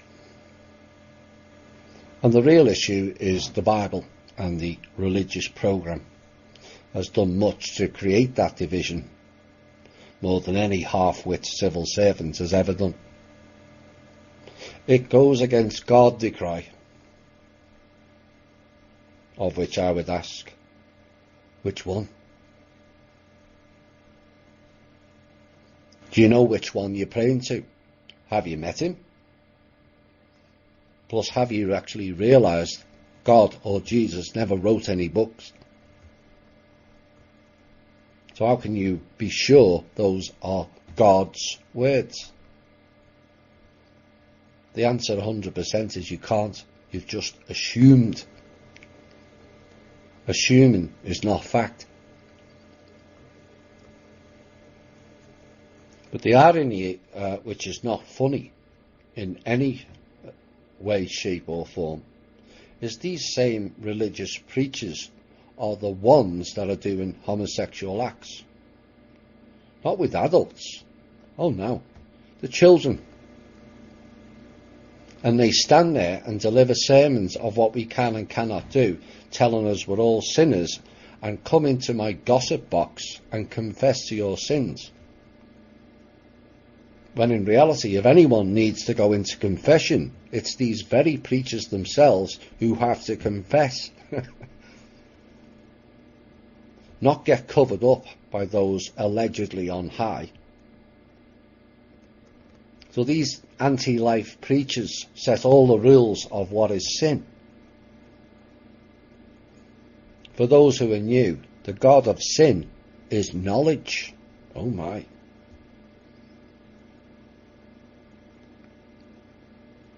Come and confess your knowledge, not your sins.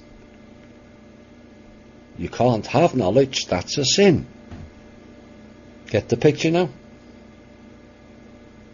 You can't do this or you can't do that, whilst doing the very same acts themselves. These people are sick. But it doesn't help us that so many still prop up that system to this very day, despite all the evidence. If you wish to pray and follow God, fine, stay at home and do it. But the point is, the real God source, of which we are all part of, would not play the eHarmony game of matchmaker. Surely the object of us all is to love each other. And if two people love each other, does it matter if they are the same sex? More importantly, is it any of your business who other people choose to love or be? You see, everyone talks about ending Big Brother, but the people are the biggest proponents of it. Do I care if Randy is bisexual or straight gay? No. Will it affect my relationship with him? No. Why should it? Do I care if Shane's child is transgendered? No. The point is, it's nobody's business what people choose to be. What people do in their own bedrooms and with whom is, again, nobody's business.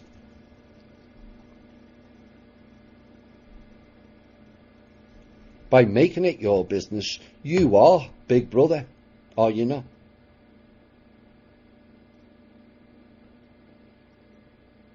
The only issue I have is when it becomes a programme. And clearly, both of these groups have become part of a programme from where I stand. On the one hand, a lot of these people want to be left alone. Then on the other hand, they want people to recognise them or label them. And few of them are realising they're doing both. But you can't have it both ways. And some of those communities really need to think about what they are getting across. And they need to be more definitive of their own path. We have to get to a point where there is no need for anyone to come out, as they call it. Why should anyone have to announce it? This is the dichotomy situation again, is it not? A need to be blended into society, but also a need to be recognised as a label. Which one is it? And it's something that the gay communities need to ponder on, I feel.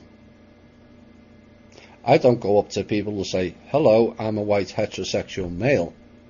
So why should a gay person feel they need or want to deliver who and what they are? That is not a critique. That's an observation that perhaps needs to be pondered on. Because to most of society, we are seeing different messages which will not help the integration in society for the all.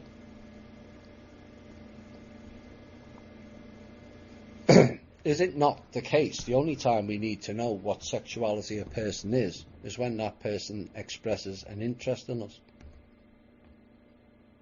Otherwise, it should have no relevance, in my opinion. But I don't think some of the actions of doing parades down the street and putting it in people's faces helps too much. The reality is society is just not ready for it, clearly. It takes time. And I compare it to the alt media. When it first started, there was very few of us, as too many in society were not ready to learn the truth. That's a fact. But over time, many more jumped on board with it. Even Facebook moderators. And a more softly approach is required until people are ready. Ramming anything in people's faces has always met resistance, no matter what the subject is. But this topic's real issue is political correctness, which essentially means we label everything and then talk bollocks. And I warned of this back in the 1990s of where it would go. It's stifling discourse. All people are treading on eggshells over saying certain words, many not knowing which words are correct or not to say. And ultimately is creating more division, which is exactly what the programme wanted. So kudos to Randy and Shane for bringing up the sensitive subjects that were also personal to them. And kudos to Emily for providing a balance to the relevant topics discussed in that show also. Loves the answer. Always was. Hi all and welcome back. We're going to continue with some funny op-eds. I'm going to tear some people a new arsehole shortly. These people, oh dear. Right, alt media and even our own group members. I have to address this again because there was 4 or 5 questions this week all on the same subject, 5G, you know, and when it all goes on to one subject, as most of the posts all have the same theme, the 5G, it suggests programming, subliminal programming, and this is what I'm trying to get people to avoid. And I've tried several times now, and I've answered I don't know how many questions on 5G and pointed out the discrepancies over it. Like, do the cabal have anti-5G pills or anti-5G masks to avoid the frequencies? Nobody will answer the question. Everyone's going to experience it one way or the other. And like I said in a previous piece, where was the focus on 1G through 4G? So when a whole group of people focus on one thing, the one thing you can guarantee as an observer is it's a program. Just like the chemtrails, global warming, flat earth, Nibiru, Jade Helm, remember that? FEMA detention camps, the RV, all like 5G is either fear-based or distraction-based programming. And I'm asking all our listeners to step back from it. Ask your own questions and you will likely see it the same way. I would ask again, where was the focus of 1 through 4G? Why suddenly is 5 more dangerous than everything else? Why hasn't everybody died or suffered in mass numbers from 1 through 4G? Why hasn't everyone died from chemtrails? I would sooner there was mass focus on the 49,000 children that die every day, or the 1.3 million students that were homeless last year. Where is the mass focus about our whole history in America? Well, not just America, in every country being a lie. Or the mass focus of 800,000 to 900,000 children in America go missing permanently each year. Where's the focus on that? Or the fact that America's got no government, no constitution, no rights, no ownership of property, or even your own children. We've got no currency, no national bank. We've got illegal tax collectors. We've got no American law. Or why we have known criminals walking amongst us and nobody is saying anything or does anything. Or why all banks with our money are currently bankrupt. Have you considered that? The banks are bankrupt of our money, not theirs. Why isn't the whole of alt media focusing on that? Why is it just 5G?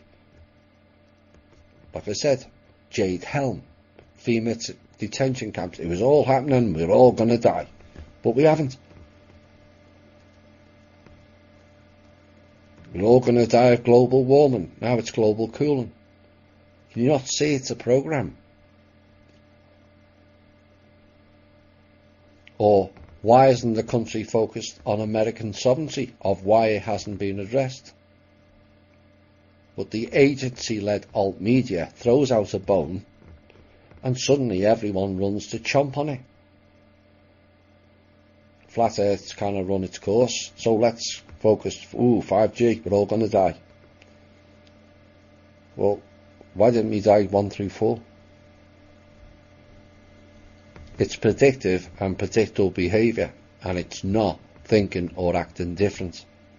That's the key.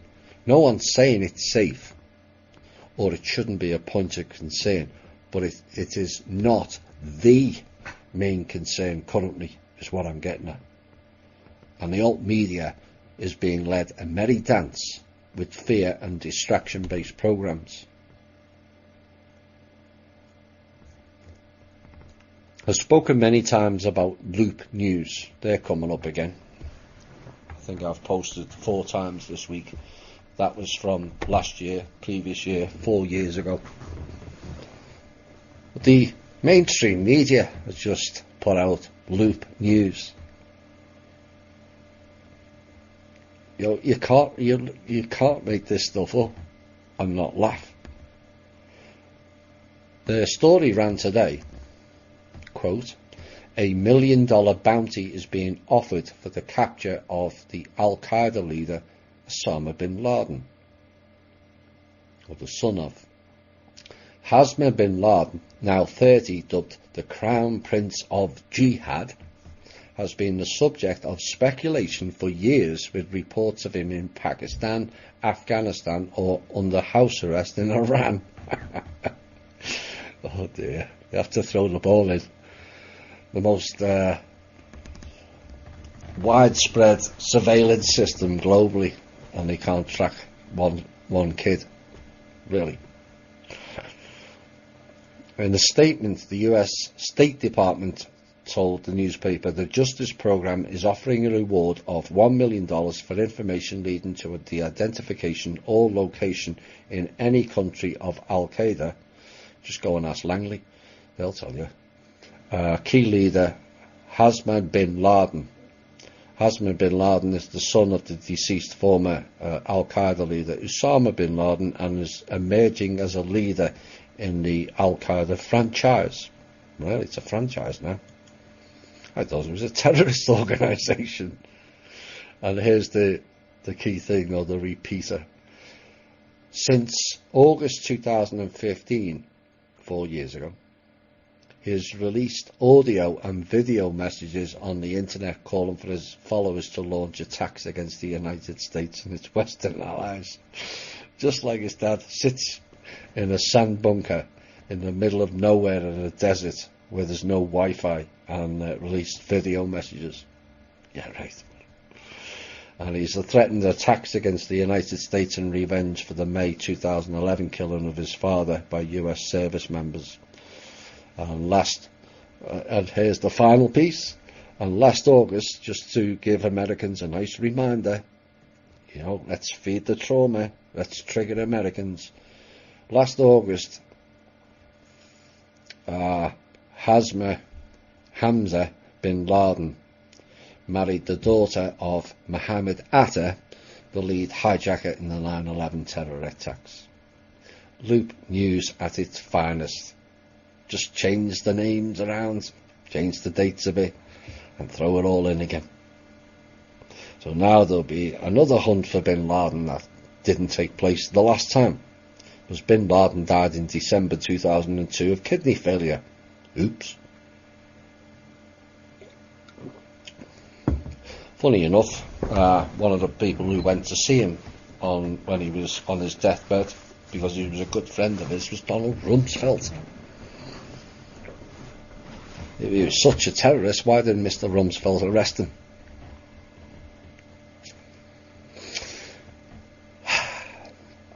This next piece was posted this week, and it comes right out of the land of fantasy and delusion that is prevalent in their blogs. And yes, it's the RV World blogs, a fake 800 numbers again, where everyone turns up in Reno, all full of hopium, and it's all happening 2 or 3 times a week, and yet, surprisingly to them, it doesn't. Intel Dinar Chronicles is a deep state site designed to keep everyone waiting and doing nothing. It also makes what was once a human with some intelligence into something who under normal circumstances would be institutionalized, would it not? So here's the latest claims of the short bus crew, and my responses to each one. All Social Security recipients will receive $2,500 per month in 30 days after Nasara.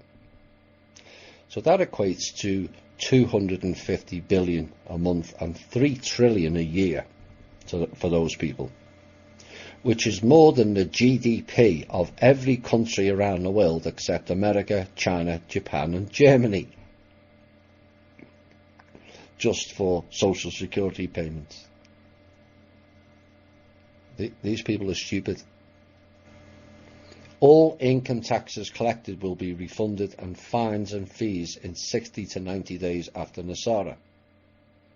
Have these people even inquired whether the IRS holds that amount to repay it anymore? The figures we know suggest no. But these people just don't care, they just throw it all out. And everyone goes, woo. It gets worse. Healthcare, education, and here's the classic, and the right to pursue our dreams will be the government's responsibility. Yes, you heard that right. Really, they haven't thought this out too much, have they? Or they just think everyone's stupid who reads it. The right to pursue our dreams is the government's responsibility. Oh dear.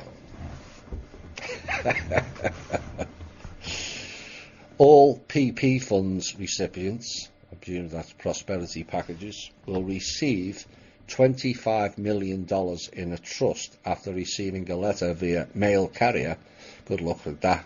I've waited four months for a USPS package. Or it'll come via the military. Yeah, hope it doesn't go via Fort Bragg. They'll just take it all. Or the Norfolk, Virginia site, SSP, or Wright-Patterson SSP, because they'll just siphon it. Or light courier, whatever that means. Signing will activate the non-disclosure and trust.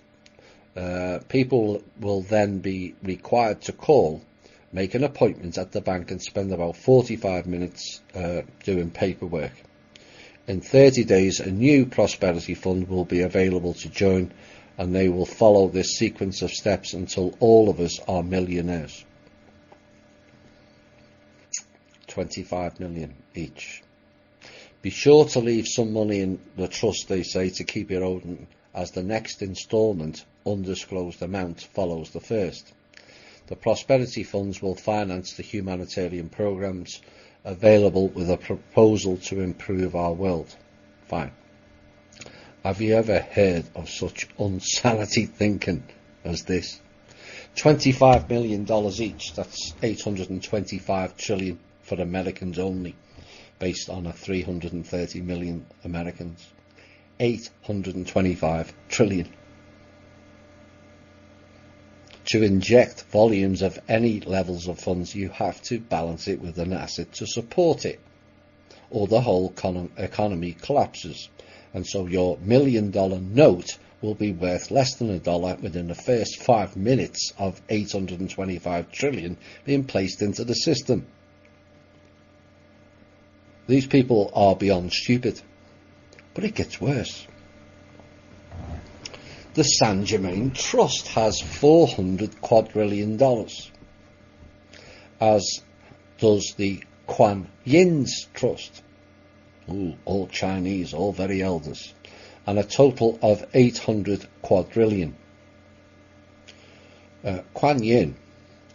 Kuan means when, and Yin means dark. Think about that. So when does the dark happen? 2 weeks then. Kuan Yin is often referred to as the goddess of the Southern Sea or the Indian archipelago.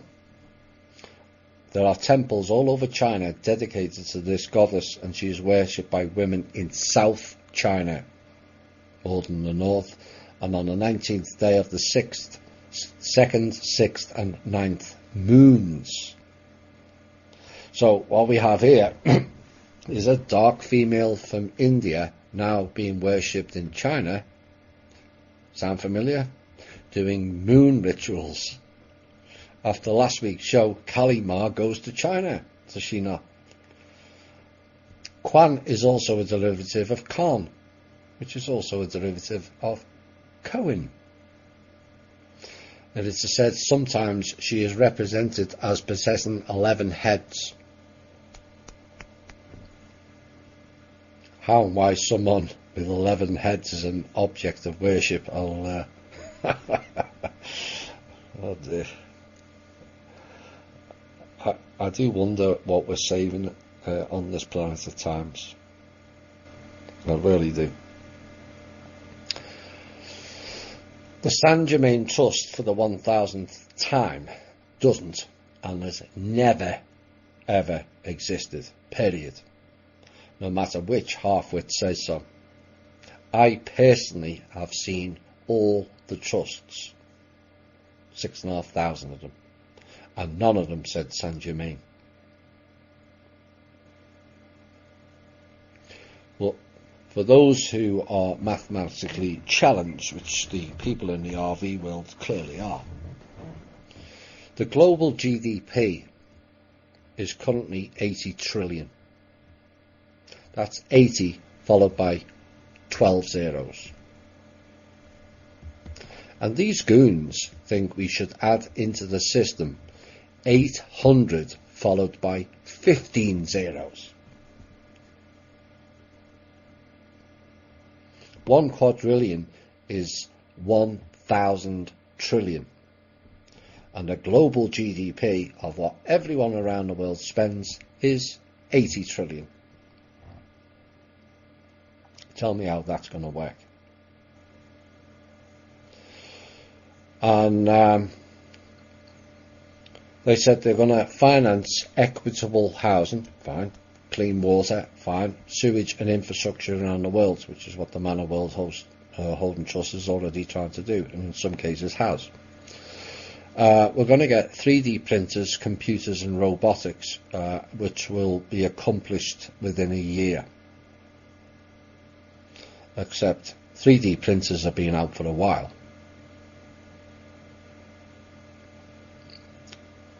Further down he mentioned about replicators.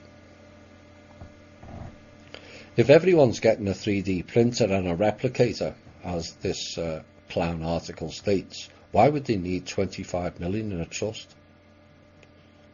What are you going to spend it on if you've got a 3D printer and a replicator? There you go again, Thomas, talking common sense. You have to stop it. There will be many projects to enhance life in the beautified Mother Earth. But given everyone with a materialistic mindset, $25 million, would that not destroy it? Not enhance it? There will be elections 120 days after the interim government replaces the corporate US. Yeah, Drake said that back in 2011. Disclosure announcements will follow NESARA in 30 to 60 days. NESARA funds is for American farmers' compensation only. It was never the general public. They carry on. Banks will be closed from 3 to 7 days to become Basel III and IV compliant. Basel compliant. Oh, you mean the Rothschilds compliant? Basel's in Switzerland, and who owns Switzerland? The Rothschilds. Who owns all the banks in Switzerland? The Rothschilds. And these goons think that a Basel compliant is going to fix things. What happened or changed with Basel compliant 1 and 2? Nothing. The RV and the GCR are ready for the auspicious moment with funds in all the banks. Not happening. Financially impossible. So these idiots, please show where the 4.5 quadrillion in actual physical assets are available to support this venture. And that's only the starting point. 4.5 quadrillion in assets is 3 to 4 planets worth of assets. Not one. Homes, offices, vehicles will run on unlimited zero-point electrical space energy. Fine. How's it going to be accomplished? What, you never thought of that? How will the oil or utility companies react to that? How will the hundreds of thousands of people who will lose their jobs overnight, how will you accommodate them? Didn't think of that, did you? Radionic devices and herbs will replace many conventional practices to heal all conditions. Question, will the herbs be organic or will they be all GMO like most of the new pot industries? Again, didn't question that, did you? After contact, presume that's ET contact, in 6 to 8 months, second wave technologies including anti-gravity cars that teleport. We've already had contact, so why haven't we had all these so-called new tech? Replicators, body adjusting breads, multimedia, holodecks and beam ships, 7 minutes to any star or galaxy. Good luck with that. Machine World. And in case you did not know, travelling in tin cans is outdated tech. In 12 to 14 months after contact, we will spend 3 days in the light chambers and 7 days, 7 to 10 days in training. Which light? The Lucifer chamber? After all, he is the light bringer, or so we're told anyway. 7 days training for what? How to spend our $25 million trust fund whilst having replicators and 3D printers.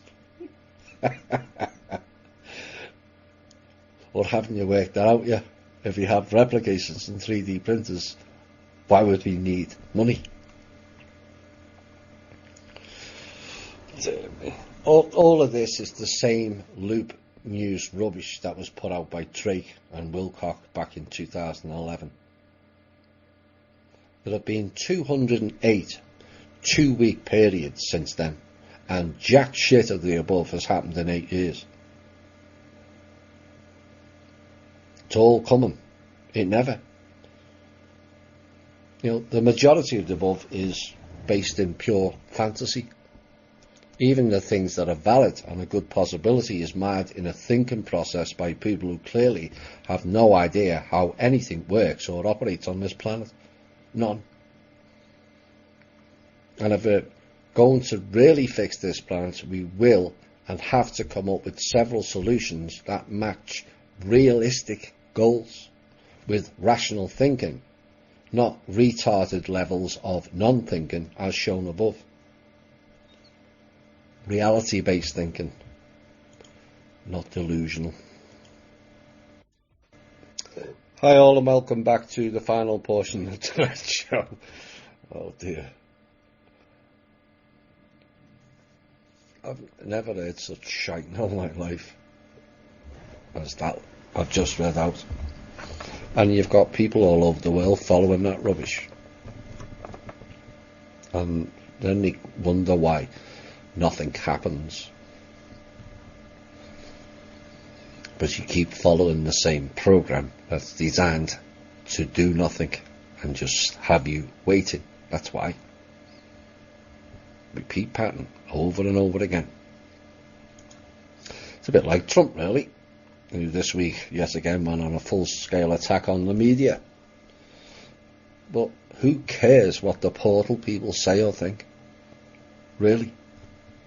And this is the key. They have nothing to offer us. So, why bother? They know way less than us anyway. So what value do they have for us? None. Except wasting precious life force energy and time. Those people are vacuous cretins. They bring nothing of value to the table of life and should be removed immediately if Trump actually did something. So we can put forward various ideas how to do it, which we've already done. We've pushed many them forward on this show. And if Trump's pissed off at the media, do something. It's way past time at least one of the suggestions that was put forward in the show was acted upon. A little bit of history that goes along with some of the recent pieces of events back in 1936 through 39, in which the media portrays it as an Arab revolt in the British Palestine. Yes, Britain owned Palestine, which inflicted great economic and infrastructural damage on Jaffa. And it began on April 19th, 1936, before the war started, with a riot remembered as the Bloody Day in Jaffa, which ended with this piece that I'm reading from. It only mentions that it killed 9 Jews and scores were injured. It doesn't mention how many Arabs were killed. But that was not a riot. They were aware of what was coming next, being thrown out of their homes. Big difference.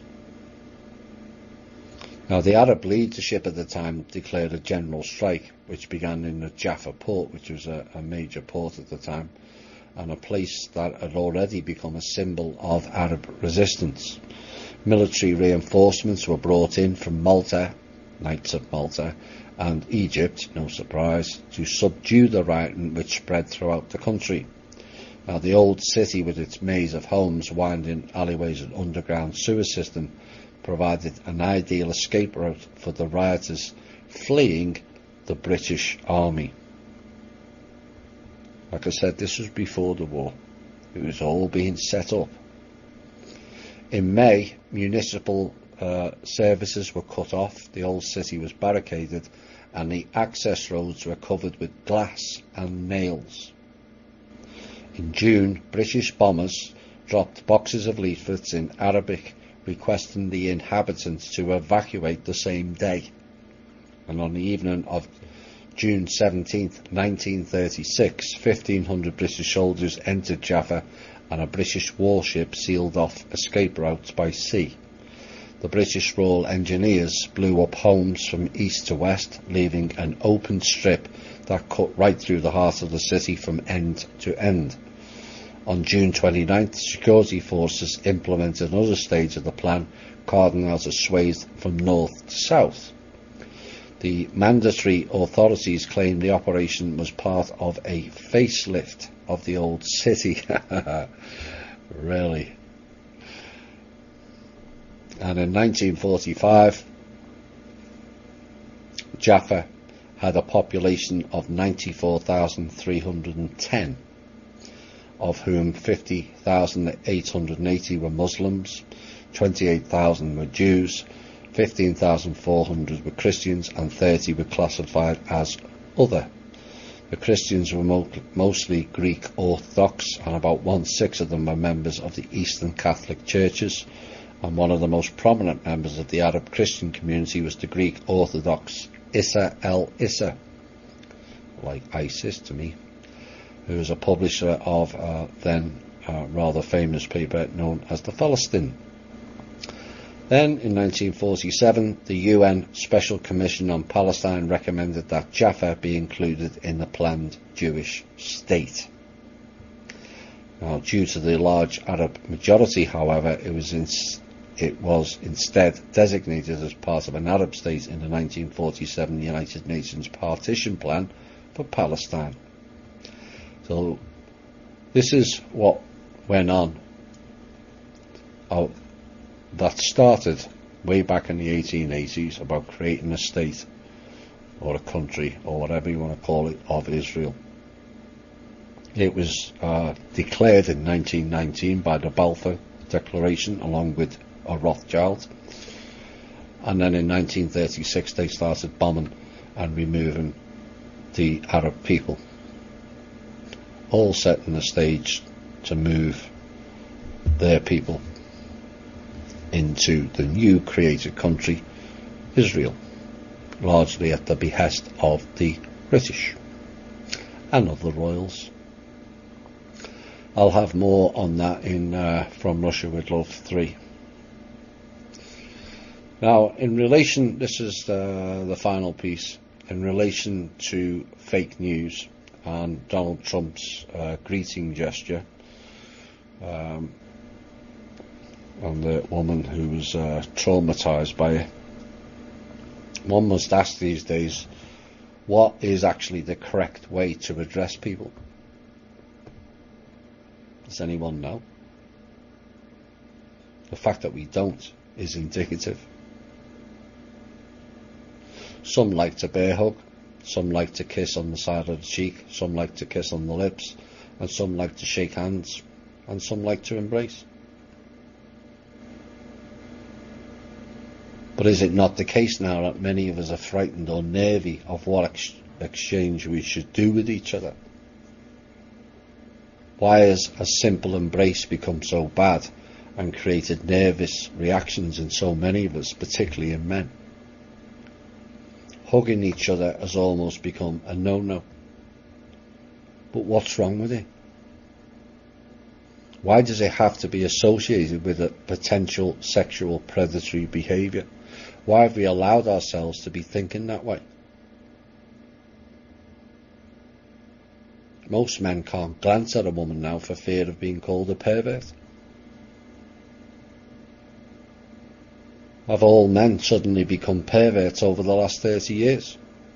If not, then why is that become the predominant thought in the females? We're all predators. It's just wrong thinking. And another program designed to remove all human emotions from us all, is it not?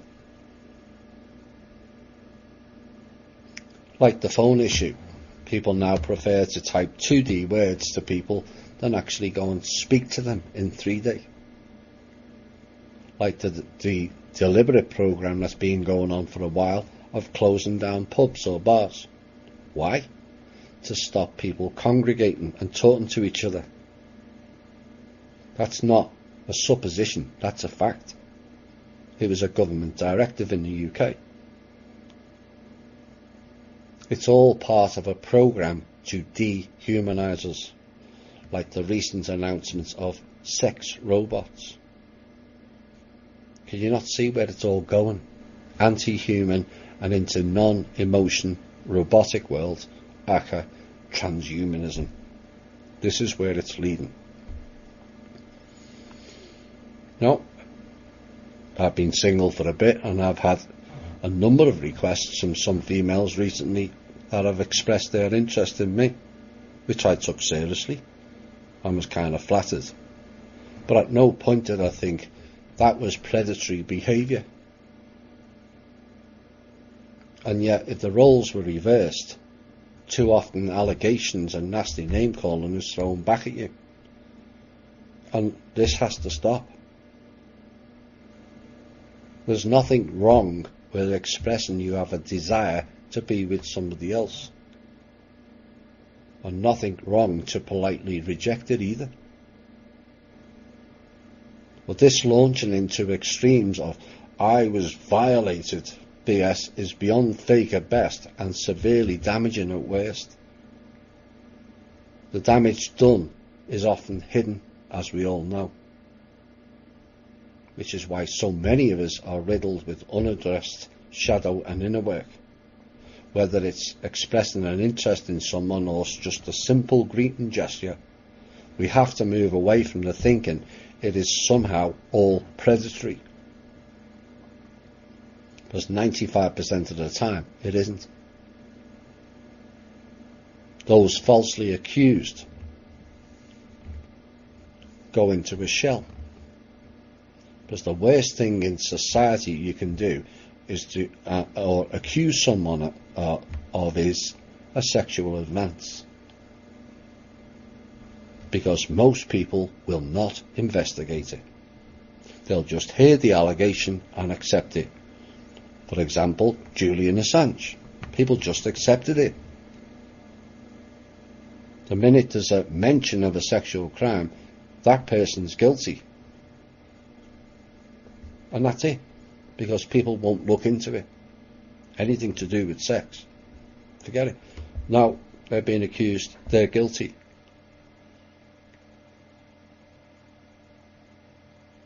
The reality is the allegation of a sexual crime is often used to effect for those in political power, to coerce others into doing their dirty work. Why do you think Trump was and the Stormy Daniels thing came up? Who cares? Unlike Bill Clinton, he didn't do it in the White House, did he? Because they know the public, in most cases, will revolt at the headline and not bother looking into whether that crime actually took place or not. And that has crept into our society. Some person in the town or village gets accused of sexually molesting. There's no investigation, and the vigilante mobs come out. Don't bother to investigate whether that allegation was false or not. with women making false claims of rape or other similar allegations to get back at or get rid of those people. It's a massive increase in the rates of that particular allegation taking place. There has been a marked increase over the last 20 to 30 years. But women making false claims of any sexual advance should receive the same sentence they accused the attacker of, in my opinion. Because if rape is 15 years, the false accuser is 15 years also, because essentially that female has raped that fella. Not sexually. Mentally. And that's the damaging aspect. And those actions might stop these ridiculous fake claims being made against innocent people that damages most of them for the rest of their lives. Because gossipy people will always exist and will always cast doubts on that person, whether proven innocent or not. If Julian Assange gets found not guilty, you know full well there'll be some people says, oh, I think he did it and he's took a plea bargain or whatever. No, it's all staged. But if only those who gossip spend as much time on their own lives as they do interfering or invading others, how much better would the world be today? We are collectively creating a society devoid of emotions, frightened to speak or embrace each other, don't know how to engage each other. That's the way it's heading. There is 82 million single households in America alone. 82 million. And all because of the way society is being created by the system. And yet, I keep saying it, we have all too easily bought into it.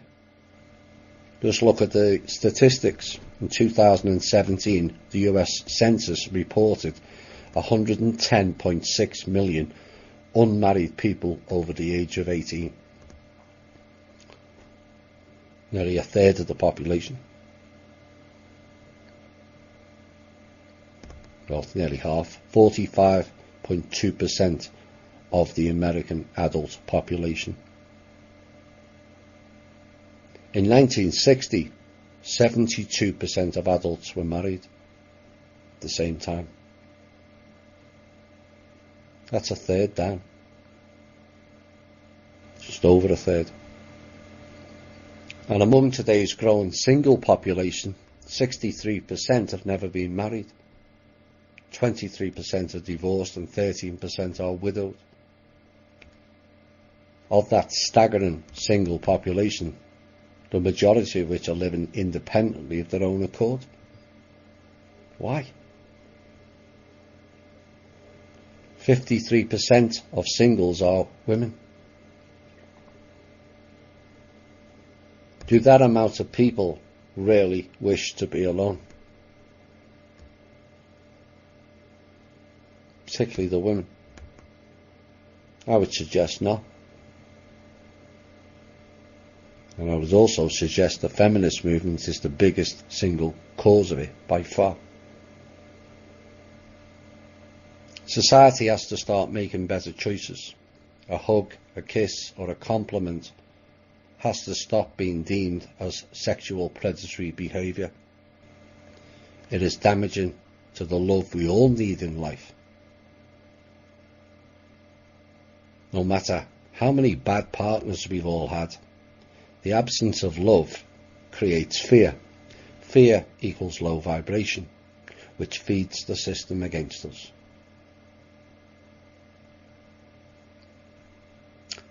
Go hug a human, for source sakes. We all need it. I want to know what love is, and I want you all to show me and show everybody else.